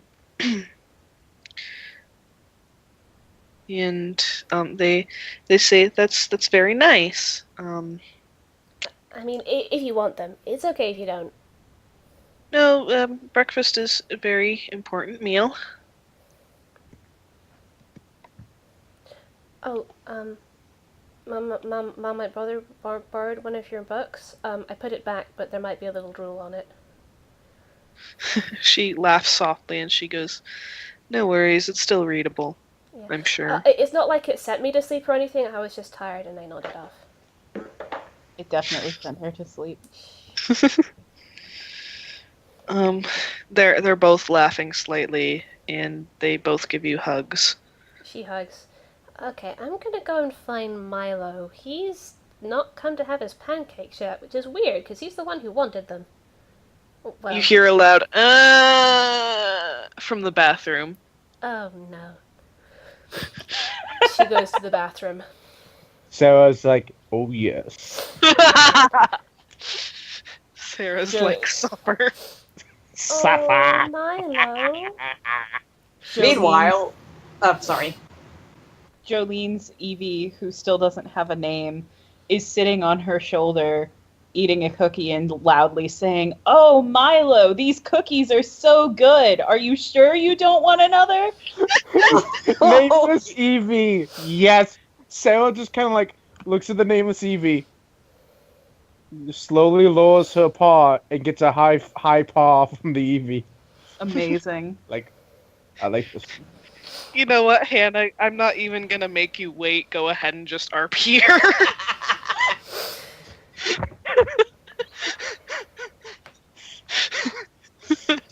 Those pancakes sure smell good. Milo loudly says, "Shut up!" Oh, poor baby. She scoops him up and just kind of cuddles him and rubs his belly. Come on, let's get you some water. Thanks for looking after him, Jolene. I'm sorry he ate so many cookies. He'll learn. Where's my brother? Not as sorry as he is right now. Hodge, suddenly feeling that he is needed, comes skittering in. Look what you've done. How do you fix a tummy ache? Oh no. Does Hodge have a stomach? I mean, biologically speaking. I don't know. Sure. I don't fucking. I'm How sure do they bugs do. work? Oh no! If only we had some Poke-Cola. Grown. Anyway. Those Poke-Cola cures every bad thing. Pretty much, yeah. But for now, I mean, Layla's not exactly a healer, but she knows what she's doing, so you should probably just do what she says. Hodge, can eating too many cookies hurt you? I don't know. What were you doing right before you started being sick? I ate a bunch of cookies and then I ran inside. So it's either... And I ate a few pancakes. Okay, so it's either cookies, pancakes, or running. Or... Hold on. Before you speak, I need to ask something of one of you.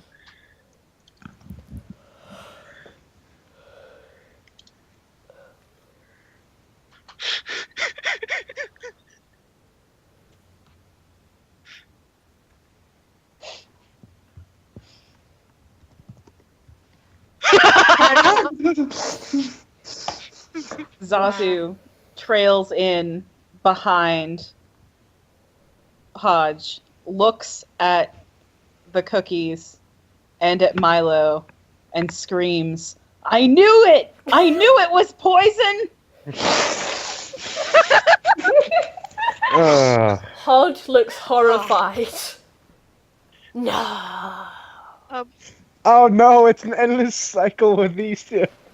Milo looks horrified and he goes, "Oh God, I gotta throw up!" And he starts trying to stick his paw down his throat. No, Milo, don't do that. It'll settle. It'll be okay. It'll settle.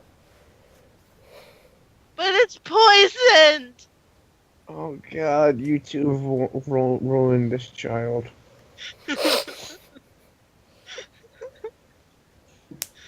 At this point, can I say that Momi is awake and has been hearing all this? Yes.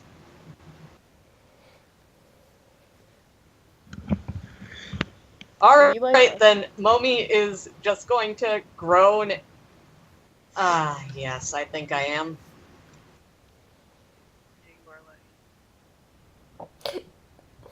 Oh. Poor baby. Zazu screams, "Stop, drop, and roll! Stop, drop, and roll! It's the only way to get rid of the poison!" Wrong. Never mind. Milo wiggles out of Layla's arms and starts rolling around on the ground. What? She looks over. She looks from Milo to Hodge to Zazu. Is like, huh. Who did that? Which is honestly probably not helping, actually. What's not helping? Rolling around on the ground's probably actually making it worse. Yeah. Milo. Zazu begins rolling just in case she is also poisoned. It makes a very loud thunking noise. She gently picks up Milo and holds him in her arms and looks down at him. Milo, honey, listen to your mommy Layla, okay? Hodge and Zazu are very well-meaning, but they don't know everything about how to treat a tummy ache. So you listen to me and to Aunt Jolene, okay? But if it's poison, I gotta stop, drop, and roll. Hey, shh, it's okay. Hodge, can you please tell your little brother to trust me? Wow, you did throw us a party. Yeah, you can trust her. Hodge. You can trust her to a certain level of trust. Oh my God. He skitters up onto Layla's shoulder. Anyway, I'll be right here all the time, just making sure that you're okay. Milo whines loudly. No, anything but that. Layla is going to take Milo to get some water. With the loud thunking Zazu is making your Layla's moms just kind of look over like, what the fuck is that? Jolene is going to lay a blanket out on the floor, wait for Zazu to roll onto it, and then when she does, she's going to pick up all four corners and wrap her up and snuggle her until she calms down. Aww. Can I know you've been RPing her, but like I have one thing. Go for it. Can she just scream sabotage? Yes.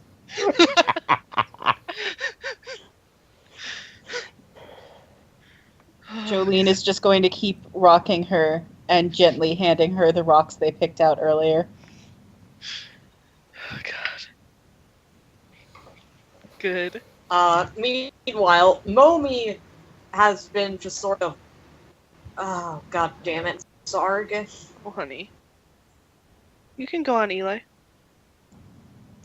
No, All I right, think he sorry, literally Sarg can't. is just. No, I just want to make sure that he doesn't think that the moment's passed. I want to let him know that he still has a chance to RP. Yeah, I got you.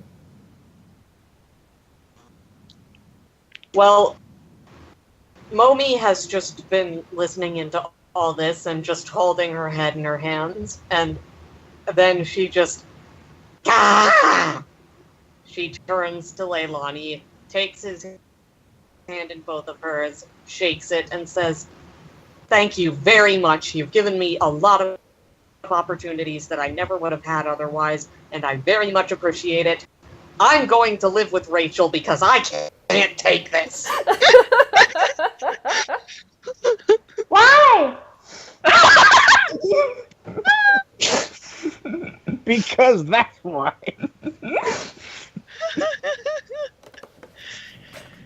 Zazu looks very, very sad. Oh. She wiggles out of the blanket and taps on Momi and says, "Can I still visit you?"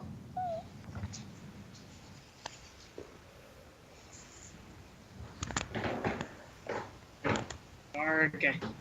Oh. Visit me, Zarg permitting. Yeah. And Iolana translates, and Leilani says, can we still visit you?" And she says, "Of course you can, stupid."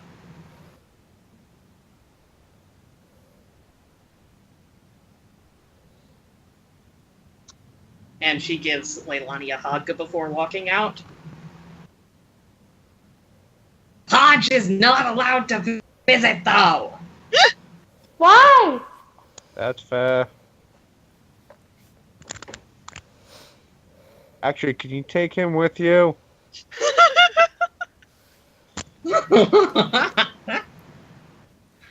I'm not Eggsy. Flo just kind of waddles up to Leyland and is just staring up at Hodge. Hello, small eggy thing. Zazu, Hello. I'm looking after my sick brother. He actually does. Why? He actually does look slightly concerned. 'Cause I love him. Why? 'Cause he's my brother. Why? 'Cause you guys found them in the PC and now we're keeping them. Why? Can we just say this goes on for a while? Zazu runs back into the blanket, buries herself in it, and you all hear loud sniffling. Oh. Oh, baby. Flo was going to go over to the blanket and just kind of go, "Eh." Trying best to hug, but not doing very well. So just gently kind of pushing into. Yes. His stubs. Tiny arms. Little stubs. Amazing. Oh, God. Jolene, is your Larvitar okay? She seems to be trying to evolve into a Pupitar. Oh my goodness.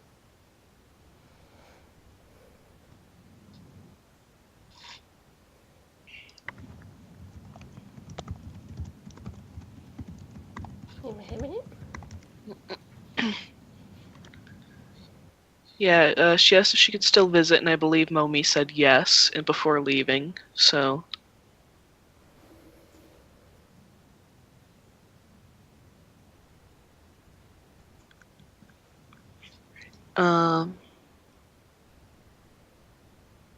Zazu is not at the right level just yet. She is almost 30, but not just not there just yet.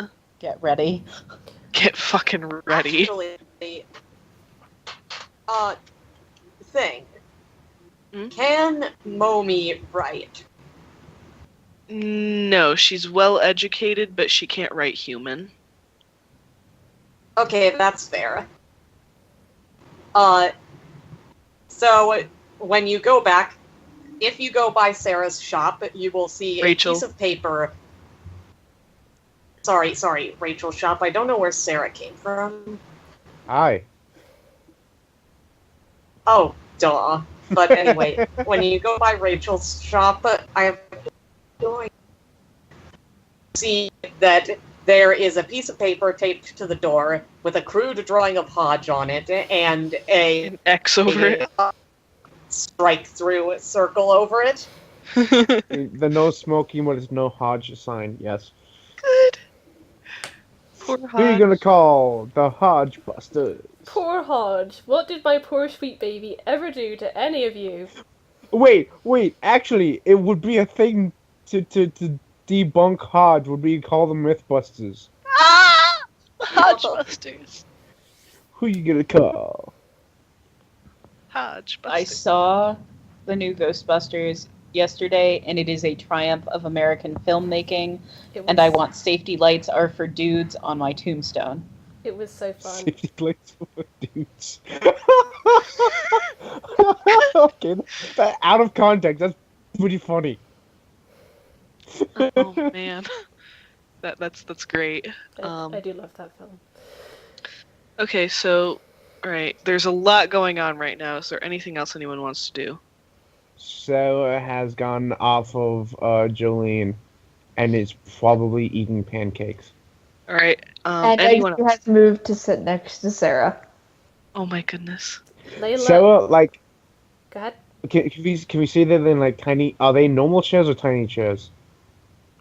Normal.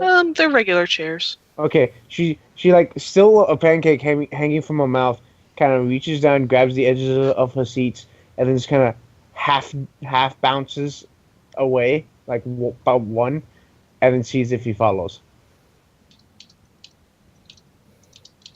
He follows. She does it again.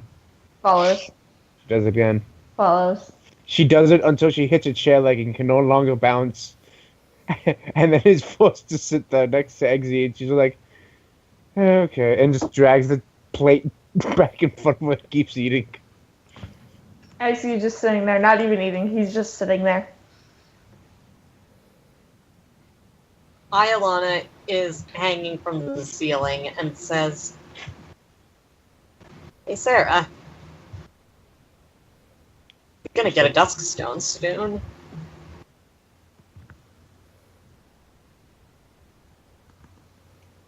She's And still then eating. the rest. Layla, by the way, has handed off pancake making duties to one of her sisters and is tending to Milo with Hodge's supervision. Hodge is a good supervisor. Sprig is looking after her other two little brothers. You know what I realized? Hodge is a strangely adequate cult leader. Oh my god. I actually thought about that earlier. like whenever Hodge talks, all I can think about is that quote from The Office about, "I've been involved in a lot of cults. You have more fun as a follower, but you make more money as a leader." Hodge is that kind of cult leader that everyone looks at and goes, "How is this guy in charge?" And yet, Good.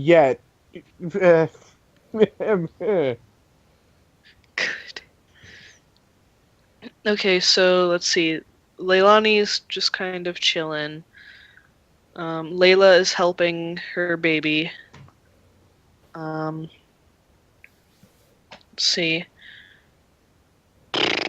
Jolene, you doing anything specific? I think Jolene is going to try to cheer Zazu up, maybe do some grooming and some training. Good. Okay. So that just leaves Quinn. What are you up to? Quinn is probably also eating. Okay. Spark. Spark is going back and forth between eating and working on the arm. All right. I'm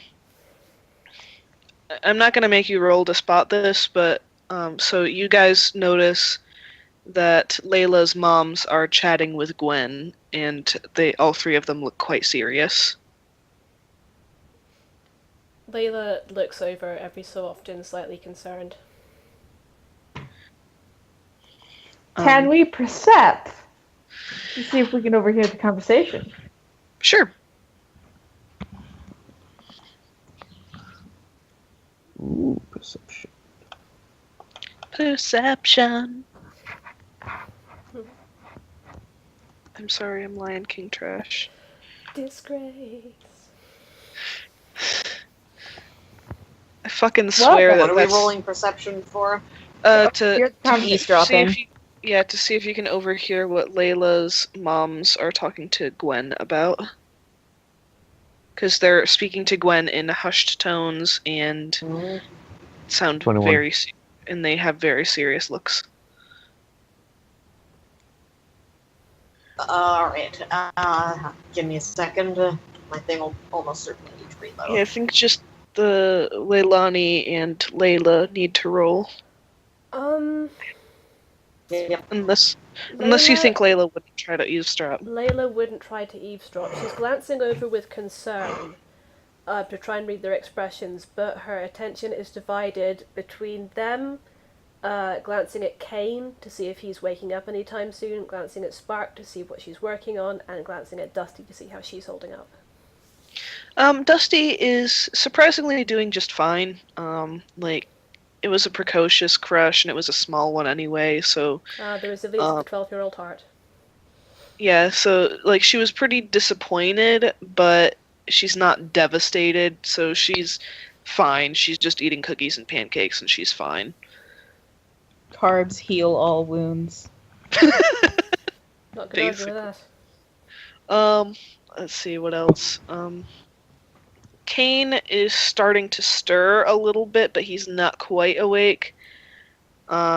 And let's see, so Layla's not eavesdropping, so she doesn't overhear it. Leilani and Jolene don't pass the rolls. What do you want? Yeah, I know you got it. Spark, you hear Layla's name a couple of times, and you can tell from their tone that they're instructing Gwen to, do something. Quinn... I need to make sure I word this correctly. Wording as a DM. Very important. Very important. God damn it.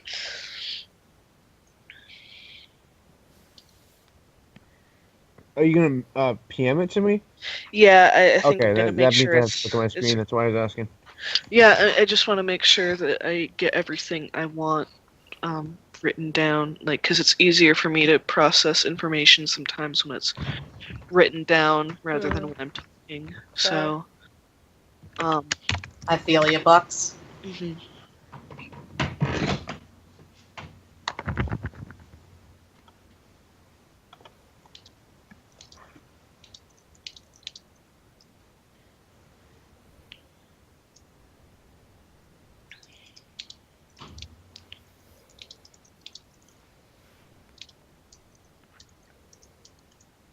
The longer the conversation goes on, the more noticeably anxious Layla is becoming, incidentally. Alright. Understandable.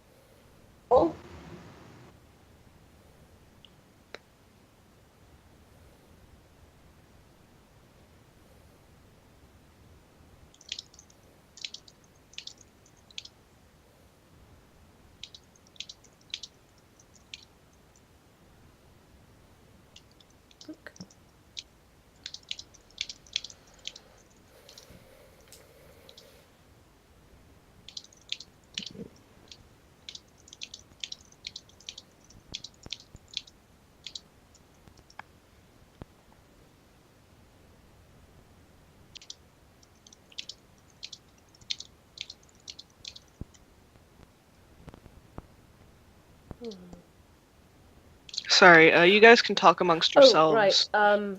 In which case, I'm going to say that Layla eventually kind of loses her appetite. Like, she's had a couple pancakes and she just I don't think I can have any more. She's going to go sit on one of the armchairs near where Kane is on the sofa, and she's going to she's gonna get out her journal and look at the sketch she did of Shiloh and kind of refine it a bit. Very nice. Like adding in details she forgot earlier, that kind of thing. Yeah, that's fair. Kane opens his eyes and starts to sit up. Oh, hey, Kane. Hi. I'm not in my room. Spark, your friend is awake. And coherent. Oh, Kane. Oh, morning, Kane. Morning. Now, I think I was really messed up last night. What happened? Okay, yeah, Initiate story. Layla gets up to basically see if Spark would like the chair next to Kane. Yeah, Spark definitely takes it. It's like, oh, okay, I came to rescue you yesterday while the others were rescuing a bunch of people that my brother brought back, and yeah, that was the thing, and we got them to Gideon Port, and then we flew you here.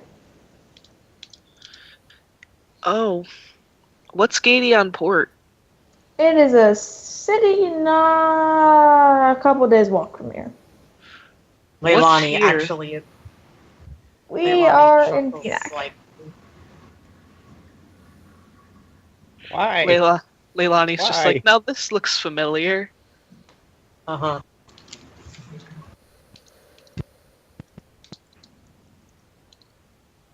It's not me this time.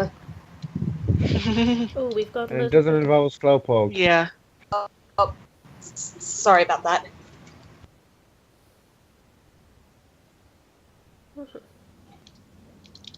Is this better? Yeah. Yes, thank you.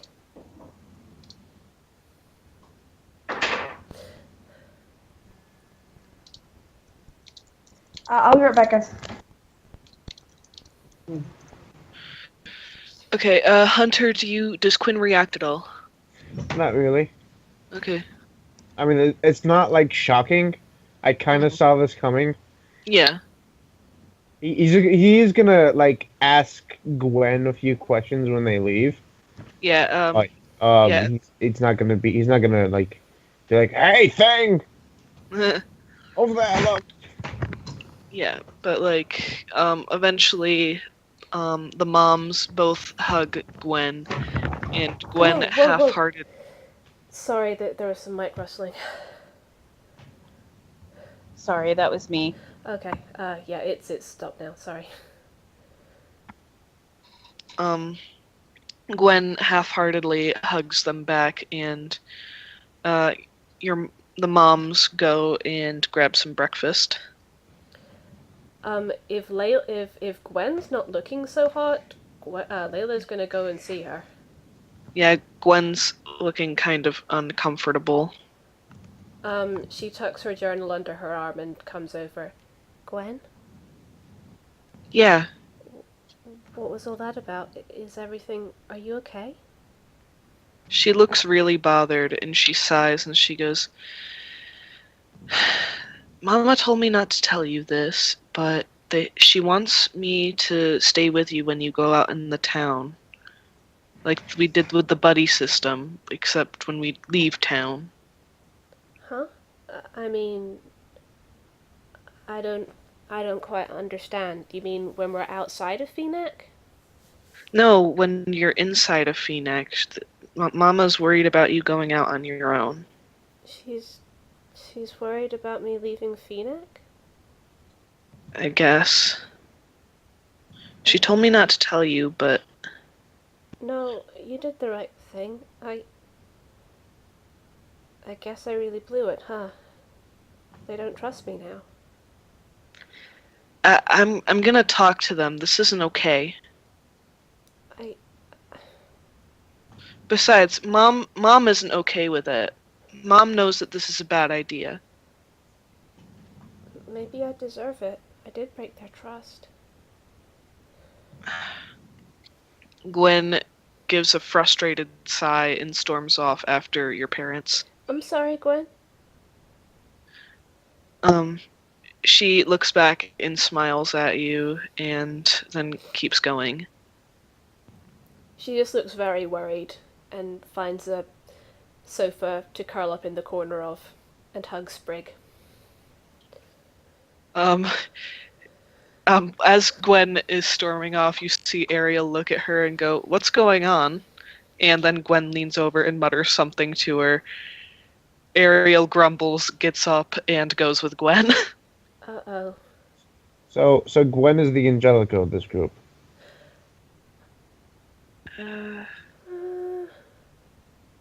Not quite. Depends which Angelica you mean. That could mean a few different things. Yeah. Fair enough. Like, Gwen and Ariel are the big sisters of this group. They will look out for their little sisters a lot. Yeah, they're hyper protective. Like, Gwen is a bit more loose with it than Ariel is. Ariel's a little bit highly strung and quite stubborn, whereas Gwen is a bit more laid back and quiet. But yeah. Yeah, but they're both not okay with the complete lack of trust that is being directed at Layla. After a little while, after a few minutes, Layla is going to kiss Brig on the forehead and ask her to look after her brothers, and then she's going to take her journal and go upstairs. So the parents and the two sisters, move to another room to start having a discussion, and you hear it. You can hear some of it. It's muffled, and you can tell it's pretty heated. Which room is that in, sorry? Your moms take your sisters into their bedroom. Okay. So they can have that discussion. Layla has gone into hers and Madge's room.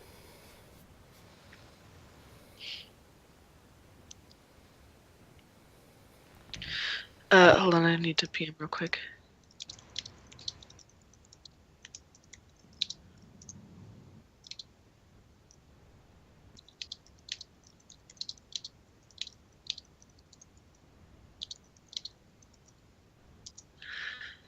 Okay. Cool. I just want to make sure everything's okay.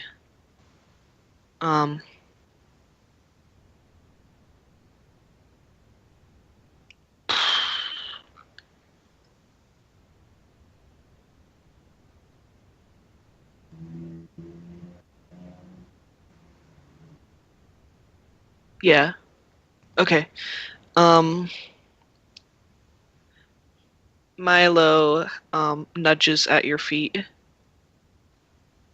Oh, Milo crawls on top of you and just kind of curls up on you. She doesn't say anything. She just holds him and doesn't listen to him. He goes up to your face and starts licking your face. Thanks, Milo.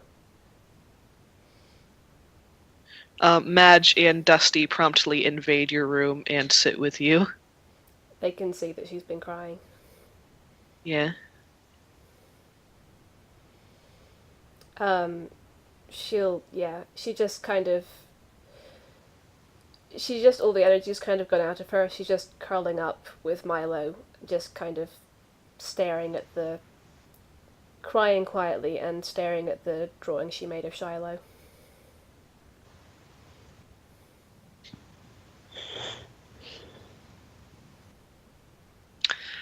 Dusty looks at the drawing, and she puts a hand on your notebook and says, "Can I take this?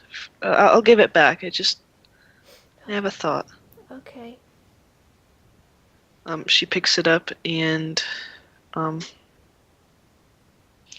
she kind of waits outside your parents' bedroom, and she takes a deep breath, and you hear her knock on their door. And they open the door, and one of them goes, "Dusty, what is it?" And then Dusty, you hear the rustling of the pages, and she goes, "Look at this. She saw Mew. She saw Mew. Mew's locked up in there, and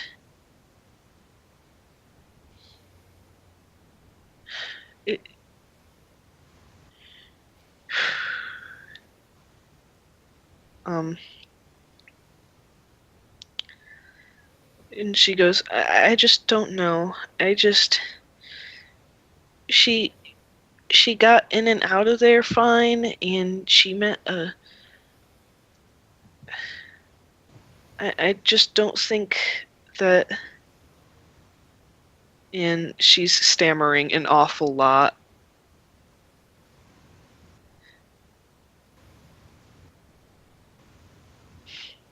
Layla gets out of bed, opens the door, comes over to Dusty, and gently takes her hand.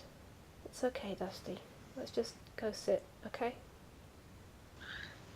Dusty looks defeated, and she nods, and she goes to sit with you. Layla curls up again. Damn. Sorry, my head's feeling a bit funny. Oh no. It's fine, I'm okay.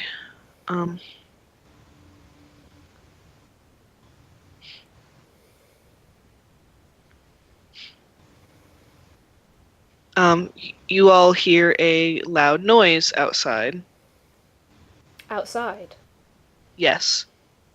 Outside the building? Yeah, outside the house. I'm gonna go look. Yeah. You hear a lot of people yelling outside, not in fear, but like in, surprise, and then a bit in like frustration, like, "Oh, come on, I just fixed that!" Oh no.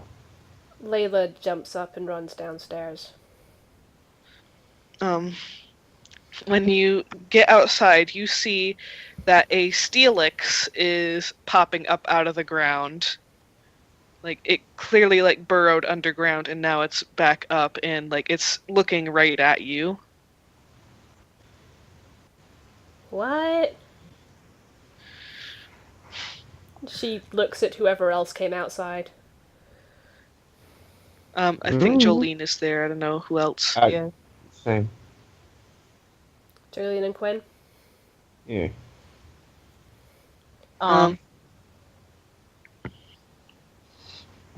Can I roll survival to determine the demeanor of this Pokemon? Yes, and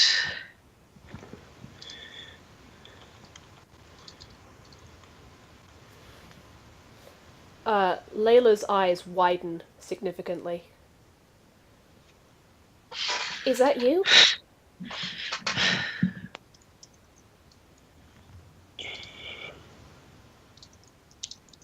$21. It is very calm, and it's not like upset at all, and it wasn't intentionally causing destruction. And like the only thing that it messed up were like the roads and like the pathways and like the pavement and stuff like that. Layla starts laughing a little and runs forward and hugs the Steelix. It's good to see you.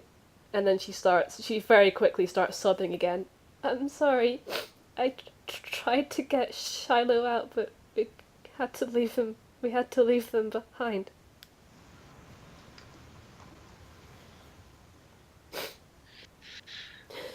I'm sorry, Shelley.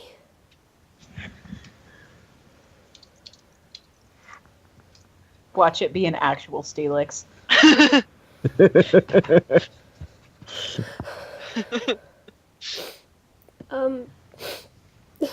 If it's an actual Steelix, he's like, I don't know who this is. Who the fuck is Shiloh? Craig? Who are you? Shelley, Why is this small human hugging me?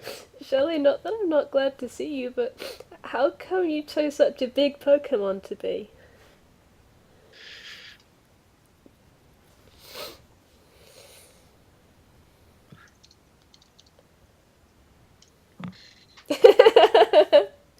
Well, I guess it is kind of funny. I'm not sure you're gonna fit in the house like that, though.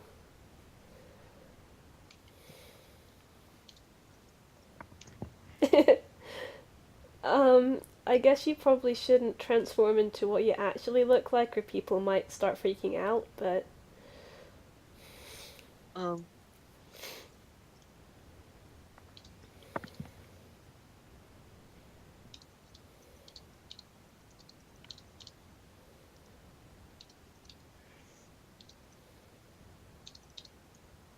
Man, whoever does construction in this town's gotta be filthy rich. Okay, I'll make sure the window's open for you, I guess. Just be careful. The Steelix burrows back underground. Okay. She looks over at, Jolene and, Quinn. So Shelley's okay, that's good. Yeah, I got that from a one-sided conversation. She said that she can maybe try and talk to my parents for me. Is there anyone that was looking at this situation? Because for all intents and You're purposes, it getting looked like really weird looks. yeah, Quinn just came like, "There's nothing to see here." And like yeah. this one guy comes up and he's like just wailing, and he just goes, "I just fixed that path."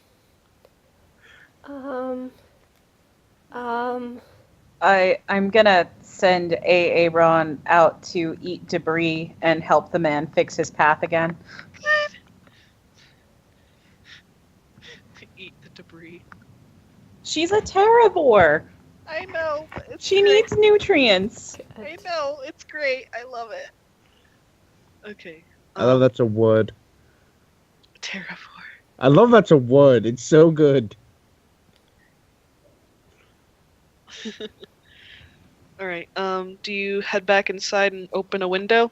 Yes, she does. If Madge and Steel, sorry, I'm looking at the thing that says Steelix. If Madge and Dusty are still upstairs in the bedroom, she says, "Okay, so this is gonna sound crazy, but a flying type of some kind is gonna come through this window soon. Just FYI." Be funny to ground type that knows flying.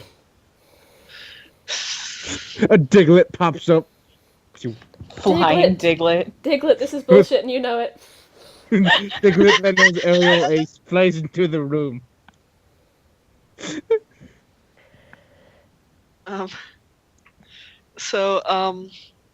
Please tell me it's like a level 1 Pidgey. Hold on, I need to. Oh, what would her favorite flying type be? If I were a Shelly, what would my favorite flying type be? Fucking Pidgey. Yeah. Just Pidgey. Just a fucking, like, level 2 Pidgey. Yeah. Like, the bane of my existence. She can't transform her level, she can only transform her physical form. I know, but, like, the bane it of looks my like a existence, level 2 Pidgey. The bane of my existence.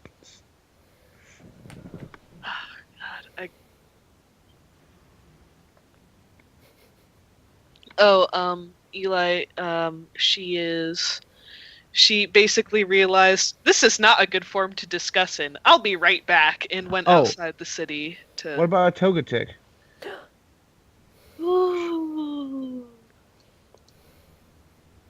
Wait, is that a flying type? This is what you're gonna look like. Well, it flies, so...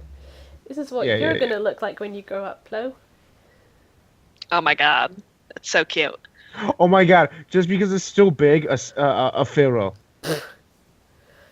Missing the point slightly there, Shelley. I'm back! Damn it, Shelley. Can they no fly? Oh, I know. This is a good one. My vote is still for floating Diglett. Yes. Mine too. Well, you're gonna be disappointed, but... A Diglett with a flying cap and goggles. Oh my fucking god. After a few minutes, a Jumpluff drifts through the window. Aww. Like, not even flying, just kind of like, woo. Hi, Shelley. The fuck is that? Sorry, there was a breeze. Hold on a sec, I'll pull up a picture for Hannah. And she, slips out of... She lets herself float gently to the ground before poof transforming back into her true form as a Mew. I have the mental image of poof is the Naruto poof. By the way, our dungeon... first words to the moms is just sup. Oh. Are Madge and Dusty still in the room, by the way? Yeah, Shelly is sitting on the floor. Like, she normally floats, but right now she's just kind of sitting. And she looks up at Dusty. And she goes, "Wow, you're so cute. I mean, I knew you were cute, but, like, I can see you up close now, and not like when I'm flying far away up ahead of above the city." And Dusty is blushing big time and hides behind you. Hey, so, Dusty, Madge, this is Shelley. Shelley is a Mew.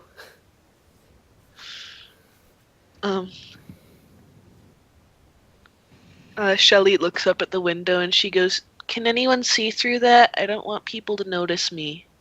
I draw the curtains. Okay, good. And she goes, "Thank you." And then she floats back up and she flies over to Dusty and gives her a kiss on the forehead. And Dusty is just speechless. And this is my other sister, Madge. Shelley floats over to Madge and kisses her on the forehead. Good. Shelley, you can try talking to my parents, but Mom has already kind of made it clear that she doesn't really care if the Legendary asked us to help or not. She doesn't want me getting in trouble. And I kind of did get in trouble. What did I miss? Oh boy. Oh boy. Please explain. Shelley showed up. Yeah, Shelley showed up and was like, "I'll talk to your parents." What did her parents say? I missed that. Oh, you've been gone a while. Yeah, my dad called. Yeah, so. didn't Spark overhear the conversation? No. She overheard bits and pieces, but not the whole thing. Ah, okay. Yeah, I was the only one that did. I see. Yeah, okay, so her parents were basically, like, Cicely was being majorly protective and stuff.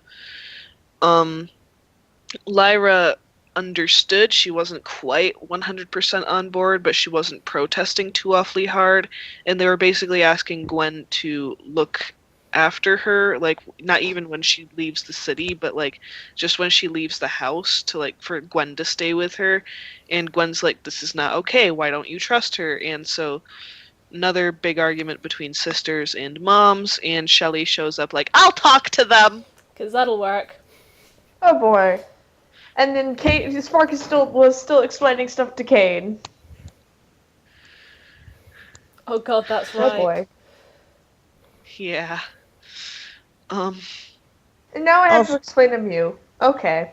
Well, different room, but also, being told that a Legendary told you to go do something, and actually have a Legendary in the room telling you to go do something, two totally different things. Yeah, Layla's not aware of that, though.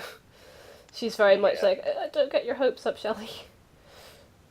And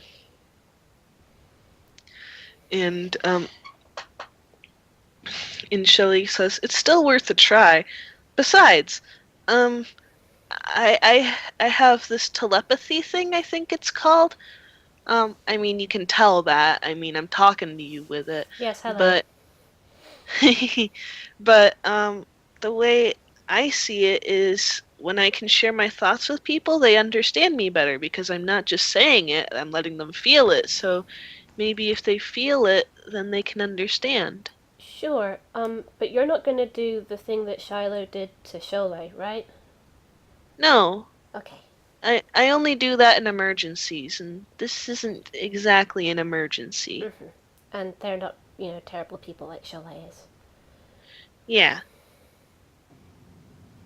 She looks a bit puzzled over, like she says yeah, but then she's like, What?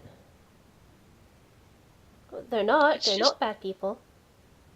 No, it's just hard for me to think about because, like, I'm used to thinking of people as being good people, and then he's just so mean. He's really bad. I mean, that's part of why I... Come on. She takes Madge's hand and Dusty's hand and starts walking towards the door. I'll introduce you.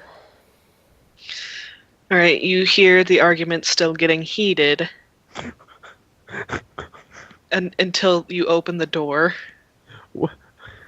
I'm sorry, is it possible for me to transform into people? I know yes, those two legendaries could. Okay. Yes, so it is possible. It'd be funny if they transform to a person. It'd be funny if they just like open the door and it was like, "Mom," and they turn and there's two Dusties. Hello, fellow humans. Humans. Alright. So, yeah, do you open the door, I'm guessing? Yes. Okay, they stop and they, like, turn to the door, they see you, then they, like, turn to each other, and then they do a double take. Hi, Mom. And Shelly goes, Hi, Mom. "Hi!" This is Shelly, the Mew I told you about. She flies inside, and kisses each person on the forehead before flying back next to you. And they all just look stunned. Paralyzing kiss. Mwah. No, Shelly just likes to give kisses. She's so lovely. She just wants to share all of her love with everyone in the world. And then Sholay happened. Shelly is the one whose friend was taken by the Ascendants. The one they've currently got in this, like, tank, keeping them pretty much comatose while they use their DNA to make Pokemon fusions. Oh, that's what they're doing. There are Pokemon fusions in there that I don't really like to think about what the Ascendants will do to them. She's thinking for a moment, and she goes, "Oh, thank you, Dad." Dorb. Dorb. I think my dad is amused by our shenanigans. Good. Sure. Alright. Diglett, this is bullshit and you know it. I love that. I love that image. I will never be over that picture. I need to see this picture. Can I bring in the trash can of Dorbs and introduce them to Shelly and just be like, technically these are your cousins? Oh god. Do it, please! Wait, no. Wouldn't they be nieces and nephews? Yeah, I guess. Second cousins. The whole cousin thing is bullshit. These are your family. Now if Shelly and Shiloh are related. Well, aren't supposedly all Pokemon based off of Mew? Yeah. They're the theory is, and that's the theory that I accept as canon in this game at least, that Mew essentially is the ancestor of all Pokemon. Which would mean that Shelly and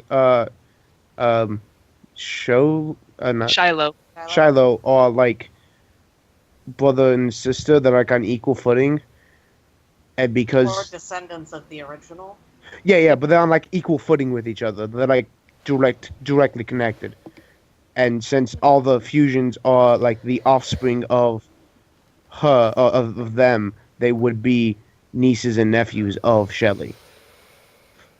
You have a big family. That could also mean that Sarah is. Oh God, yes. Sarah and the Dorbs are cousins. No, they're like No. brothers and sisters. Sarah saw her mom or their parent. That's why they got along. That's why Sarah got along. She just knew She's just my brothers, I feel my like, kin. feel like My kinship. tiny round family. I have to protect them. Good. I'm related to these things. Oh, that also good. technically makes Cadis their sister too. Oh yeah. Just one big happy family. Femilet. Family. What? Now all we need is a Diglett fusion, so we can call it a Femilet. Yes. Can we get a dog type Diglett? So it's just no. It's Well- just a hole in the ground. God fucking damn it! No, No, it's a Diglett, but with like these two little fangs. It's just a regular Diglett in every way except these two little vampire teeth. Good. Hannah, The Darklet that would is be, defined by its absence of Pokemon. that would, that would be the hipster. That would be the hipster Diglett. It's so underground. You don't know it. The only move it knows is dig, and just random pits open up beneath the enemy. Would definitely live in Cavern Noir. Oh my fucking god. Definitely underground. Oh god. Oh my god. Alright, so yeah, your family is just staring at Shelly in stunned silence. Listen, it's kind of crowded up here. Should we just all go downstairs with everyone else? That sounds good to me, and maybe that way if anyone else wants to speak up about how they're feeling, I think it's really important that everyone communicate. Yeah, that's good thought, Shelley. But there is something I have to say before we go down to where the others are.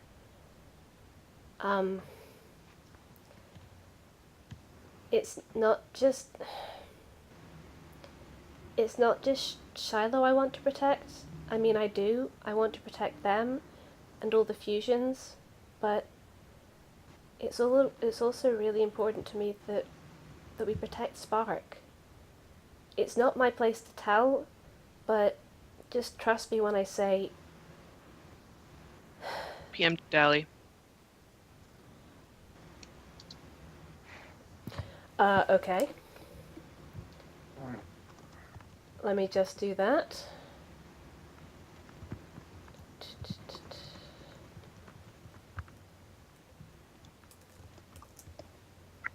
The hipster type. I got a 5. Okay. Shelly looks at you sympathetically and gives you yet another kiss on the forehead. She blinks. I mean to say... She's in danger, and I want to help her be not in danger. And if I'm here, and not out and helping, then she's in danger, and Shiloh's in danger, and all the fusions are in danger, and...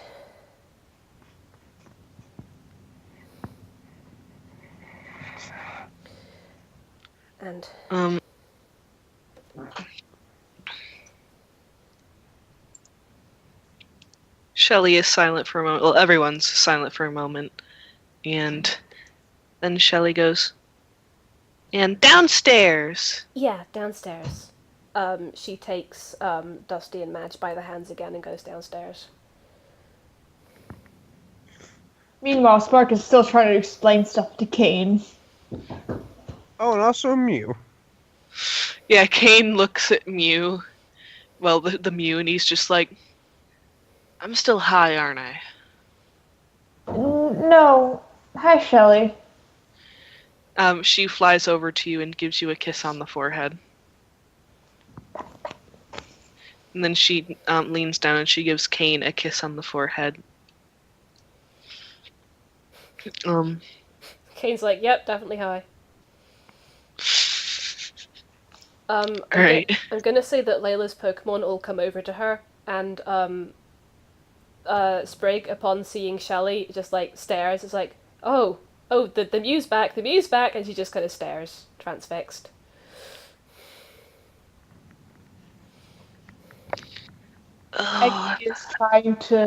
Is batting at Shelly's tail. I was like, oh. Shelly realizes this, and rather than being like, don't touch that or get away, she doesn't say a word. She just starts playing keep away with her tail. Oh. And she is very good. Sprig. Oh, fair, you're flying. Sprig is giggling.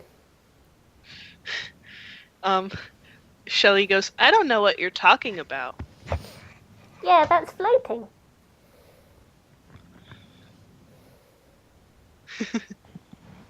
I'm not doing anything. I'm just sitting here minding my own business.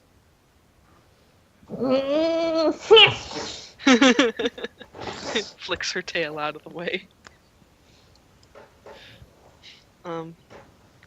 So like your family just kind of sits and chills, and Kane is just like, I'm going back to sleep. Oh, okay. You can take one of the beds upstairs if you like, Kane. I know it's kind Kane of is annoying. Down. Kane is already dozed off. Okay.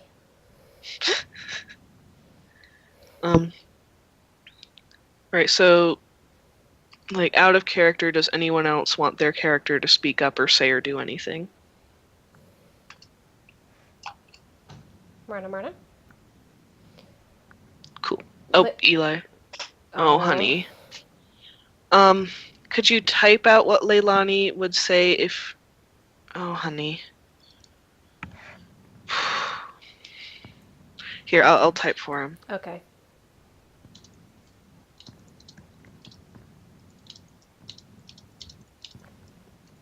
Layla might have another contribution to make, but she'll wait for Shelley. Right. And everyone else.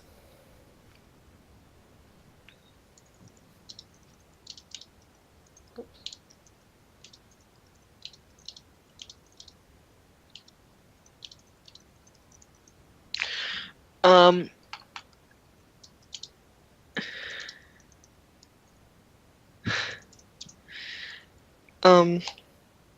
So Shelley looks around at everyone, and she takes a deep breath, and like she goes with her eyes closed, and then she exhales and opens her eyes, and when she does, they are glowing bright blue. Like they're always bright blue, but this time they're glowing. Layla blinks in surprise. And like everyone's kind of silent for a moment, like everyone not in the party closes their eyes, like, and then when Shelley's eyes stop glowing, they open their eyes again, and they all look kind of like, whoa. And Shelley goes, okay, so I got you all up to speed there. You did? Is that what that was? Yeah. Okay. Adventure! And so Shelley goes, so that's everything I've seen Layla go through. That's everything Oh, honey, poor Eli. That's everything I know she's capable of.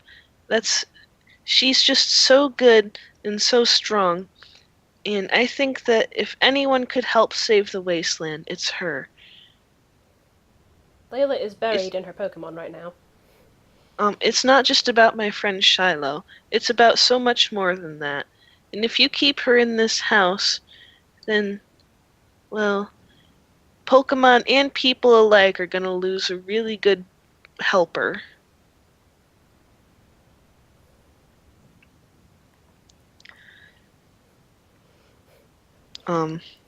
Layla has a sprig on her head. And Shelley is silent for a moment. And then she turns to Layla and she goes, anything you want to say? I guess I was gonna say, well,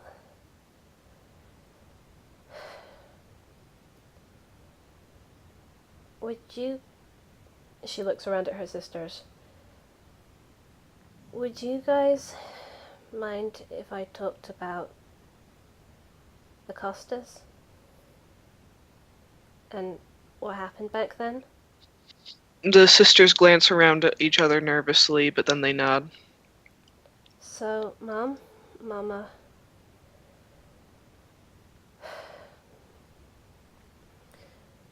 when we were all little and being held in the under, it was the Costa family who came to save us, right? Well, Ma Costa's kids had been in trouble before. I remember that much from the rumors I heard about them. She lost her son and daughter and then found them again. What if after going through all that, she kept them home, kept them safe, made sure they didn't go out and get in trouble anymore? If they had stopped going out into the world, the 5 of us might still be slaves. I have a chance to do for others what the Costas did for us.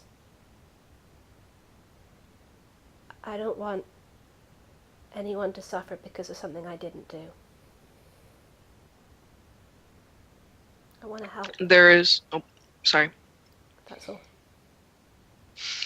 There is a very, very heavy silence. Layla looks down at her feet.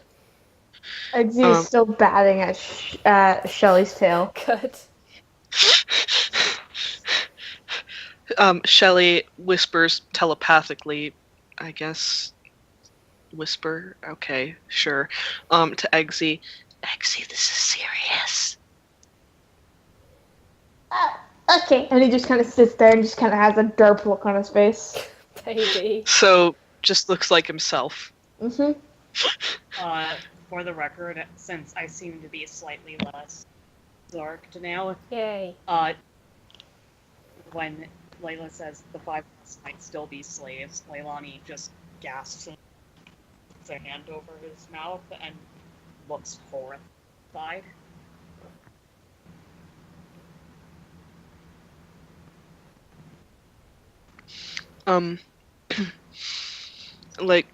There's a very heavy silence, and Lyra gives Cicely a very meaningful look.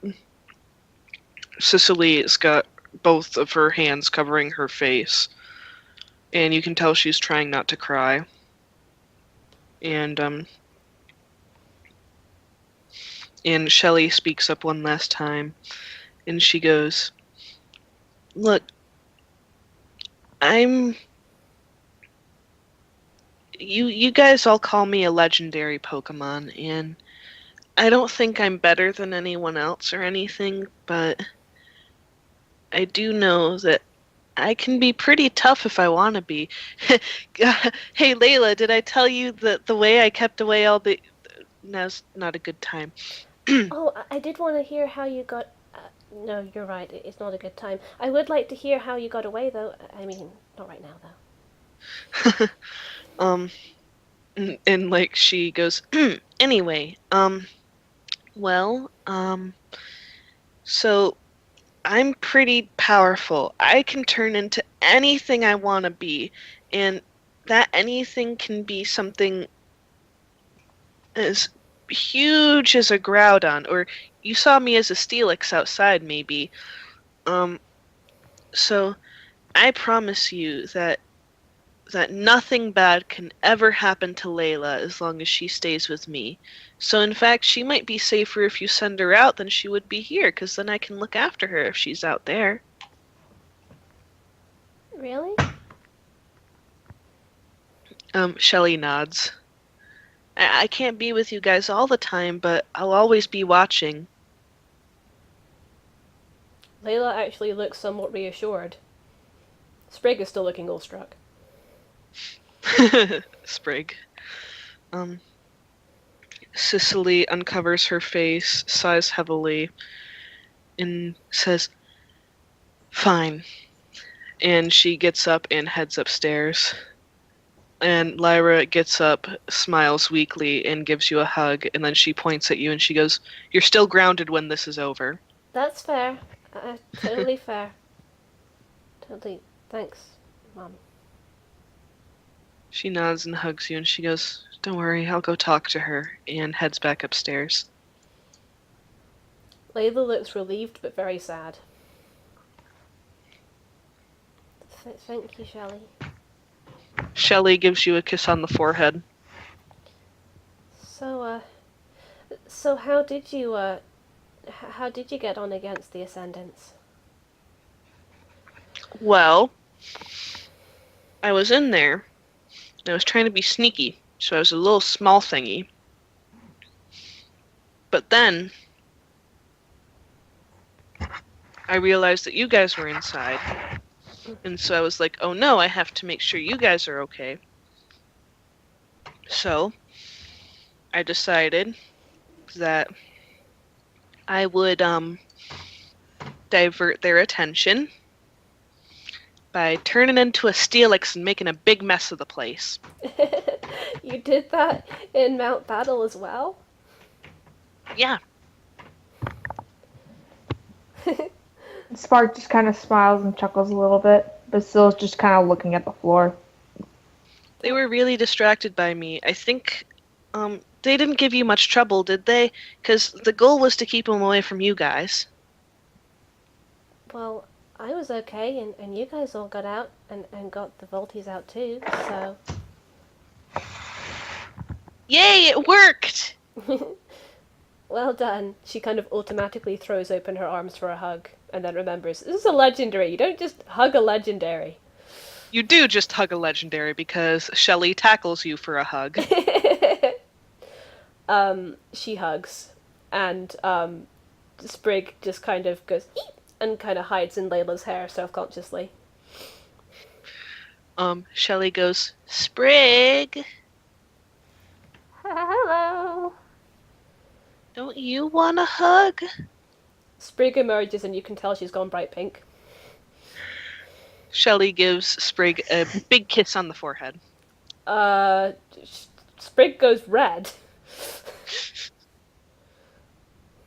And then falls over. That's so cute. Shelly uses not the move telekinesis, but her actual ability of telekinesis to catch Sprig as she's falling and gently lower her to the ground. Sprig just kind of shuffles, goes, thank you, and then hides under the armchair. Eggsy just kind of goes up to the by the armchair saying, "Hey Sprig, why are you acting so funny?" Sprig is not here right now. Please leave a message at the meep. Meep. Sprig, do you have feelings for Shelly? Sprig is not here right now. Please leave a message at the meep. Meep. Oh my god. Oh my god, guys. You can't just hit on a legendary. She's not. She's very clearly not. Why not? Eli? You alright, Eli? Damn. Yeah, every time I try to talk. But anyway, Leilani is going to look at Layla just say, is it alright if I hug you? Uh-huh. She holds out her arms for a hug. Leilani just grabs Layla and pulls her into a tight hug. Shelly tries to turn it into a group hug, but her arms are too small. She hugs Leilani, but she also kind of pats Shelly on the back. Guys, I'm sorry this ended up turning into a big thing. Shelly starts bouncing in the air and So she much goes, stronger than I realized. Incredible. Not really. Shelly was, great. You were great, Shelly. Thank you. Shelly's bouncing and she goes, go get your presents! Go get your presents! What? What? Presents? Oh, The stones! the stones. Right. We still have to do that.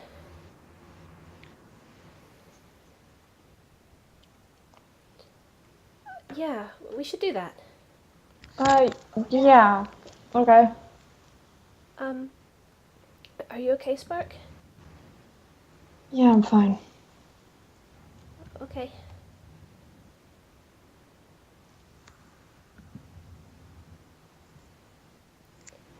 is nobody ever fine when they say they're fine? Well, feelings are hard to talk about.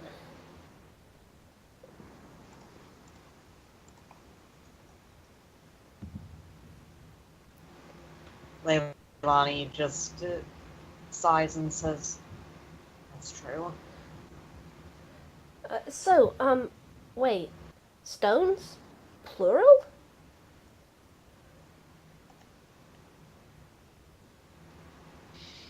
Shelley bounces and she goes, "Didn't you hear what he said? If I remember correctly, because I'm sorry, I hope you don't mind, but I was kind of hanging around last night. I was gonna talk to you, but then I realized you all were really tired. But anyway, it sounds like he wants to compensate you a whole bunch, because like you got him some really expensive parts and stuff like that, and it's worth a whole lot. And so his brother, since it was such a risky mission, wants him to give you guys a bunch of stones. Wow. Like not 50 or anything like that, but like I bet if you asked for one for each of your Pokemon to evolve it with, I bet that would work. Okay.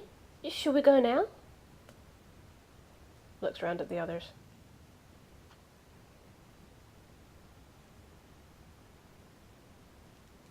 Yes, Ozzy I'd like wants to go keep now, the if only stones to... after the radiation is gone. Yeah, let's only go to, now. you know, to apologize for having started this whole thing, I guess. And Iolana just says, "I'm not sorry." And Leilani says, "Yes, you are."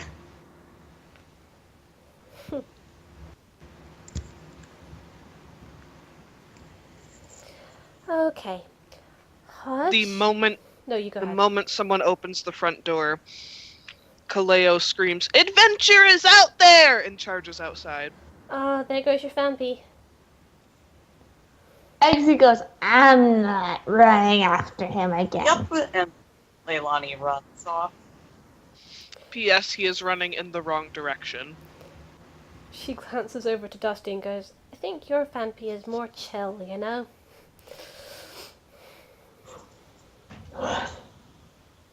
Dusty nods. Yeah, I don't have to go chasing her around all the time. Although, can Nell just kind of poke out the top of her head from inside the sofa?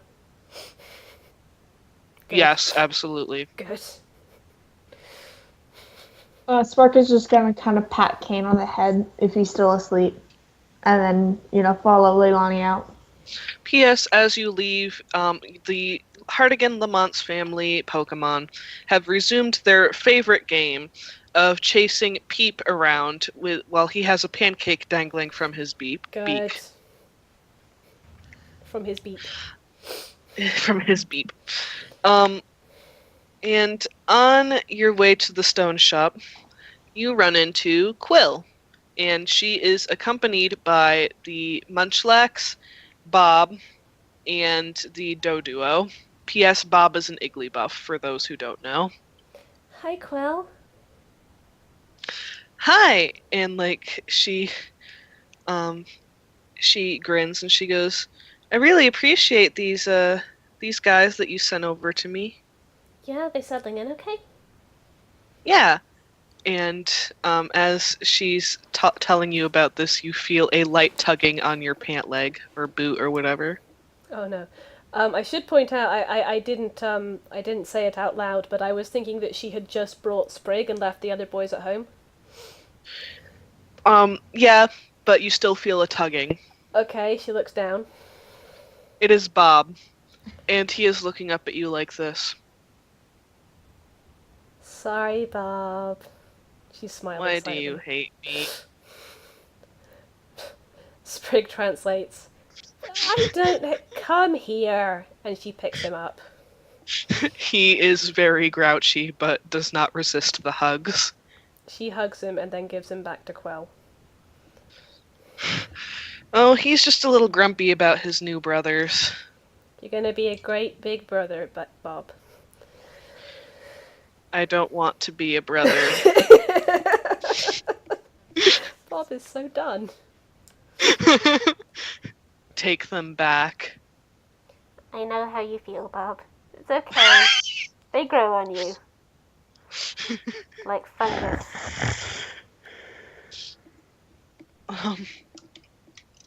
The Doduo heads like just kind of stare at you, and they both go "Rah!" at the same time. There's nothing to Eggsy does translate. it back. They do this, and they just stare at Eggsy. Hey! The fuck? That's our thing! Flo? Why?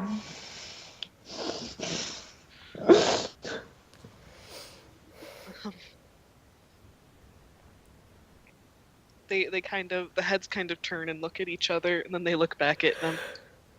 Because we're Doduo! But why do you have claim over a thing? Why can't other people do it? Or other Pokemon? They look at each other again. Look at Plo. Rat! And then they run off. And Bob goes, "Oh joy," and starts waddling after the Doduo. Yeah, I think he likes them, really. Quill smiles at all this, and she goes, "Well, it looks like you all have somewhere to be, so, Yeah, sorry I haven't been able to come to school lately, Quill. I've been getting some, field education, so... That's fair enough. Don't worry. I won't dock it off your grade." Thank you. And she winks at you. I'll see you later, Quill. "I'll see you too, kiddo." She waves. And she heads off after her obnoxious children. Yeah. How do you like Bob? I love Bob. Bob is better than I imagined. Why do you hate me? Yes, The best part is that he's an Igglybuff. That's just my favorite part. Yep. Yes, hello, Marvin. Marvin, the paranoid android. Alright, so you reach the stone shop, and the owner looks up, smiles, and then his smile fades when he realizes who you all are. Hi. Oh god, you're here to collect, aren't you?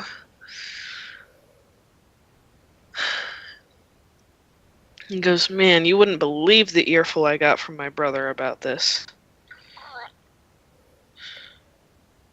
Layla holds up her index finger as if to say something, then just kind of looks done, as if she's done enough talking today, and heads to the back of the group. He sighs heavily and rubs at his temples, and he goes, "Alright, what Pokemon do y'all got?" I need 2 Firestones and a Shiny Stone. Oh god. Alright, what about you? And he looks at Quinn.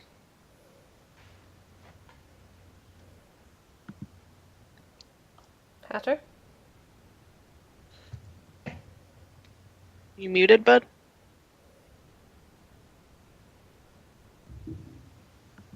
His thing's lighting up, but I don't hear anything. Yeah.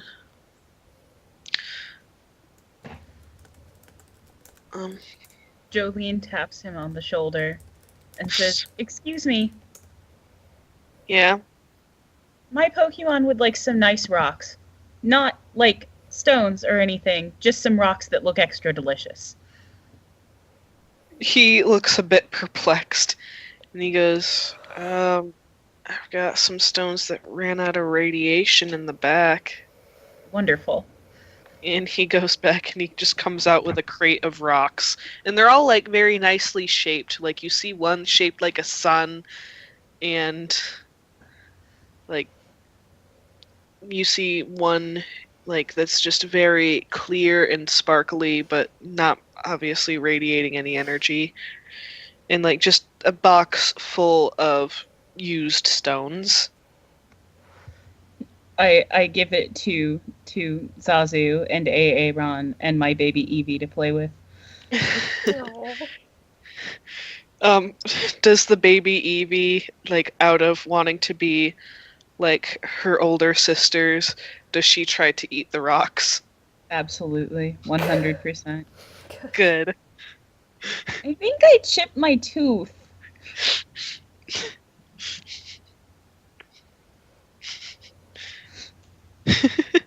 The Sableye comes up behind your Evie and puts a hand on her head and says, "It'll grow back."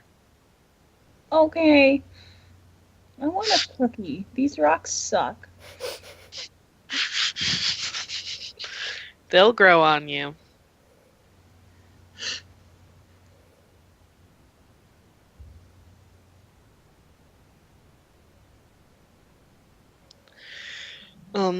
And so he basically goes around to all of you and like he's asking what stones you need, and if I recall correctly, so 2 firestones and a shiny stone, obviously, dusk stone, sunstone for Sprig,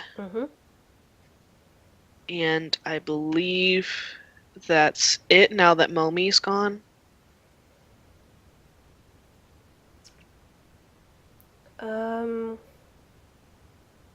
I can retcon it later if I screwed up, so, like... I mean, that sounds right to me. Okay. Hodge doesn't evolve. Well, he does evolve. But he doesn't need a stone to. Okay. Yeah, by level. And the EVs are too baby to evolve. Yeah, Yeah, I'm just getting the other firestone for backup. Just getting it now and saving it for later. That's fair.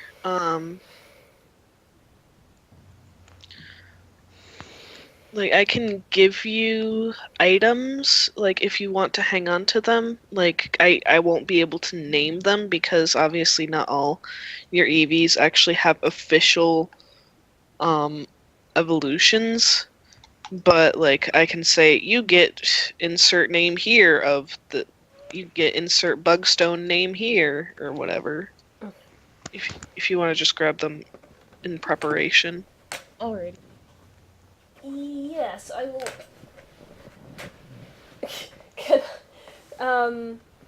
Oh man, but in character, I don't think she would have.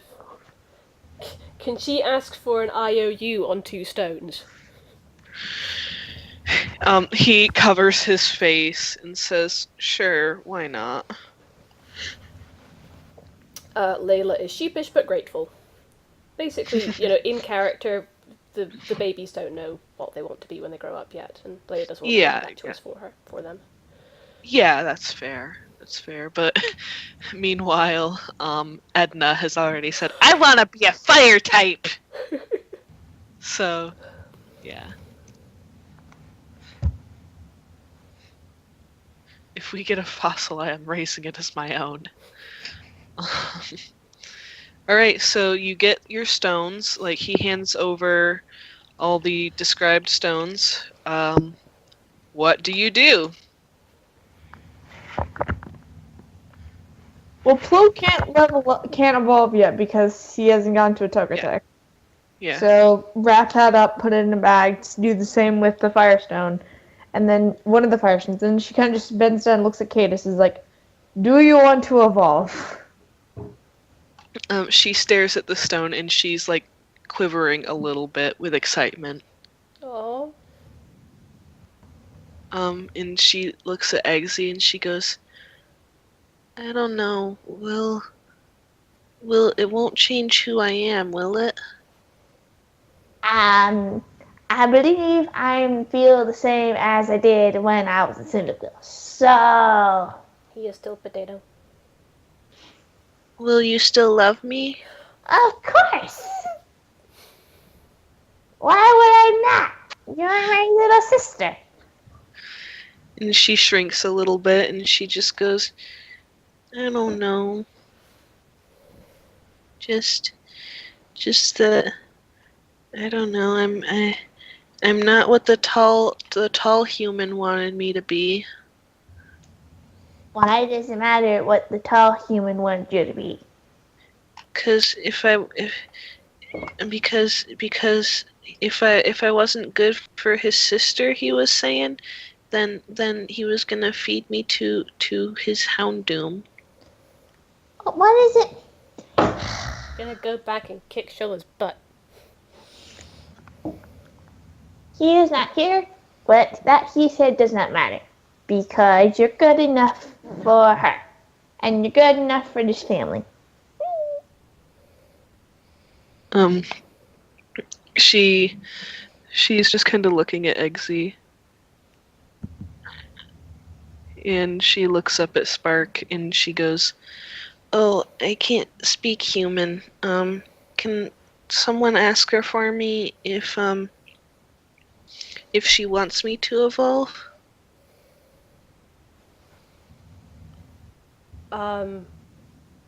Sprig will translate to Layla, who will pass on the message to Spark. Spark just kind of like puts it on the stone and just kind of scratches her behind the ear. If you don't want to evolve, you don't have to. I'll be happy with you either way. And she starts thinking out loud and she goes, "Well, I guess if I evolve, I'll be bigger and stronger and I can fight better and to make sure nobody hurts my brother or my mom." So, is everyone okay? I'm fine. Just fine.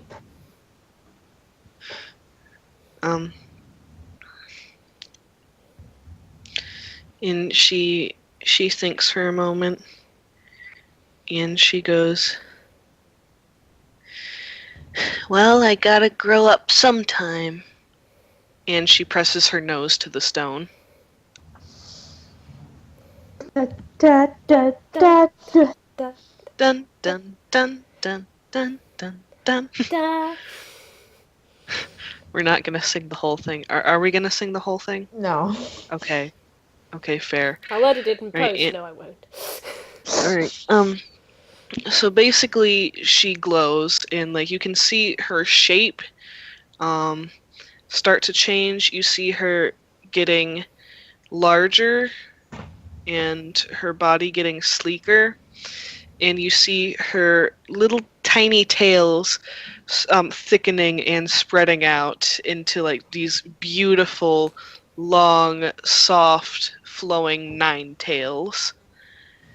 And her, her cute little, kind of stumpy puppy head elongates into this more kind of, again, sleek, long fox-like face.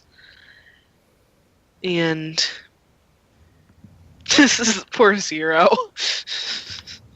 I need to Aaron looks up mid-crunch on one of the worn-out stones, stares around and says, "Oh, this bullshit again." This fucking bullshit again. And basically when she's finished evolving, she, and the glow stops, you can see that her fur is a bit browner than a normal Ninetales would be. Like, it's reflective of her Marowak side. Her fur is a bit browner and she has white feet. And the skull, like, whereas before it kind of looked like it was something she was wearing, it was still fused to her head, but it looked more like something she was wearing. Now it's almost like a turtle shell, like it's a part of her head. It's like a turtle shell, something that is a part of her skeletal structure, and clearly so. She sounds so pretty. And like I said, she is just this beautiful Ninetales. Like, I'm sorry, I'm a huge fucking Ninetales fanboy, so don't mind me gushing. She is a Marrowtails. And but consider 9 whack. 9 whack. Oh god. Anyways. I considered saying it that way around. I considered it. 9 marrow, marrow 9. Yes. And like her eyes are squeezed shut, and she opens them. The moment she opens her eyes, Spark just kind of hugs her. 9 whack.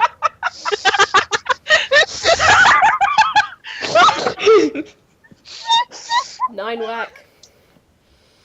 For the people on the stream, since we've broken Alistair, Eli just said, that sounds like a German person castigating someone. 9! Whack! I'm okay. Okay. So like she opens her eyes and she looks around and she goes, I feel bigger. Eggsy's just kind of looking up like, you're a lot bigger. Hold on, let me check their size difference, actually. I just looked it up. Eggsy is 2 feet 11 when he's standing on his hind legs. And then Ninetails is like 3 feet tall. Nice. So what you're saying is now Cadis gives Eggsy piggyback rides.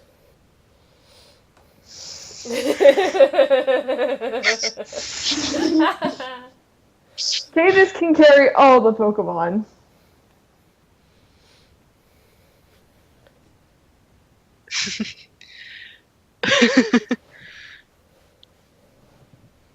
And she takes a deep breath and she like kind of stretches her new limbs, like all of her tails fan out, like synchronized pretty well. And she goes, I guess I like this. Yeah, I like it. That's good, because I don't know how to change it back. Layla in the background going, Cadis, you're so beautiful.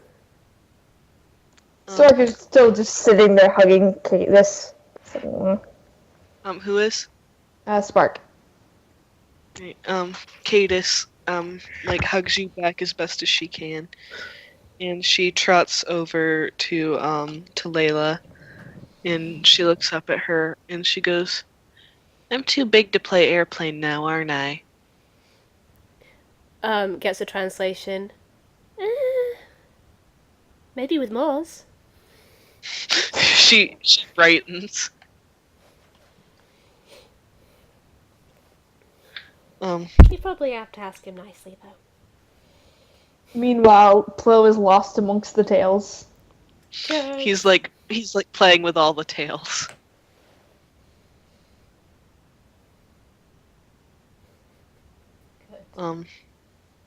She trots over to Eggsy, lies down, curls up around him, and starts grooming him. Okay. I'm okay with this.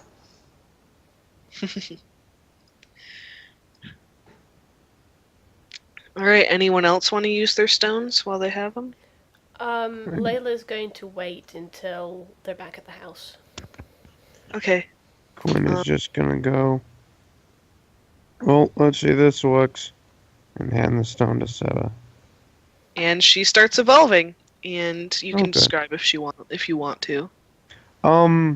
There is a loud streak of profanity from A.A. Ron.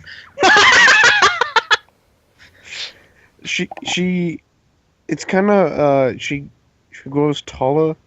The metal hat she was wearing kind of falls off and rolls across the floor. She appears to be wearing like almost like a fiery robe kind of flows off of her. And when she evolves, I would send a picture of what she looks like, but I'd have to look at the screen to do that. I think I have it. Hold on. Yeah, you just have to look up Lucario, make sure the Chandelure, and it's definitely what you're gonna find. The only difference is that she doesn't have a staff. She has more of like a bow staff kind of looking thing. Mm. And she gets like 4 feet tall. So she's just gonna stand there, open her eyes, and go, So I get taller and I have a stick. This is bullshit. And she is much fluffier.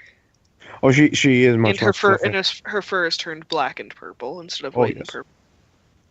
Eggsy is just staring at Sarah wide-eyed, unable to speak for once. Just it does the POV shot from his perspective, and she turns around all slow motion, sparkles in the air. Yep. Oh, also she twirls the bow staff slowly, but because it has the flames on the end, it just leaves behind ghostly images as she does so. Good. So it's almost like trance-like.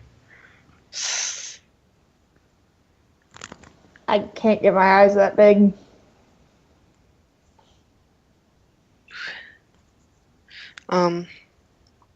Alright. So the stone guy writes down Layla's IOUs, size, and hands them to her. And he goes, "Don't worry, even if I forget, my brother won't." Thank you very much, Mr. Stone. She puts the IOUs away safely. He nods. He says, "I'm gonna get back to work now." And do you head home? Yes. We going home? I don't hear any protests. Gonna assume that's a yes then. Yep.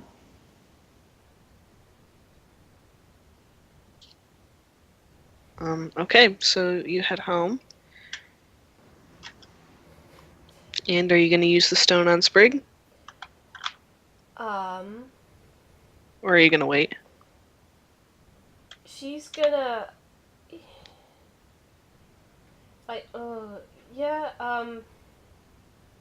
I kind of want to wait and do it a little bit later, maybe next session. Would that be okay? Yeah, that's fair. Oh god, I need to go to the bathroom. Do you think this is a good place to call it? I'm sorry, I know it was kind of uneventful, but What you did say it was going to be a chill session. Yeah. Okay. Alright, so are we good? Do you guys want to basically say everyone settles back in at the house? Oh. Yep. Thank you, Bucky, for DMing. Thank you, Dally, for streaming, and thank you, everyone, for playing with me. Yep. Right, thank you all for listening. Yeah, thank you all for listening. Take care, and good night.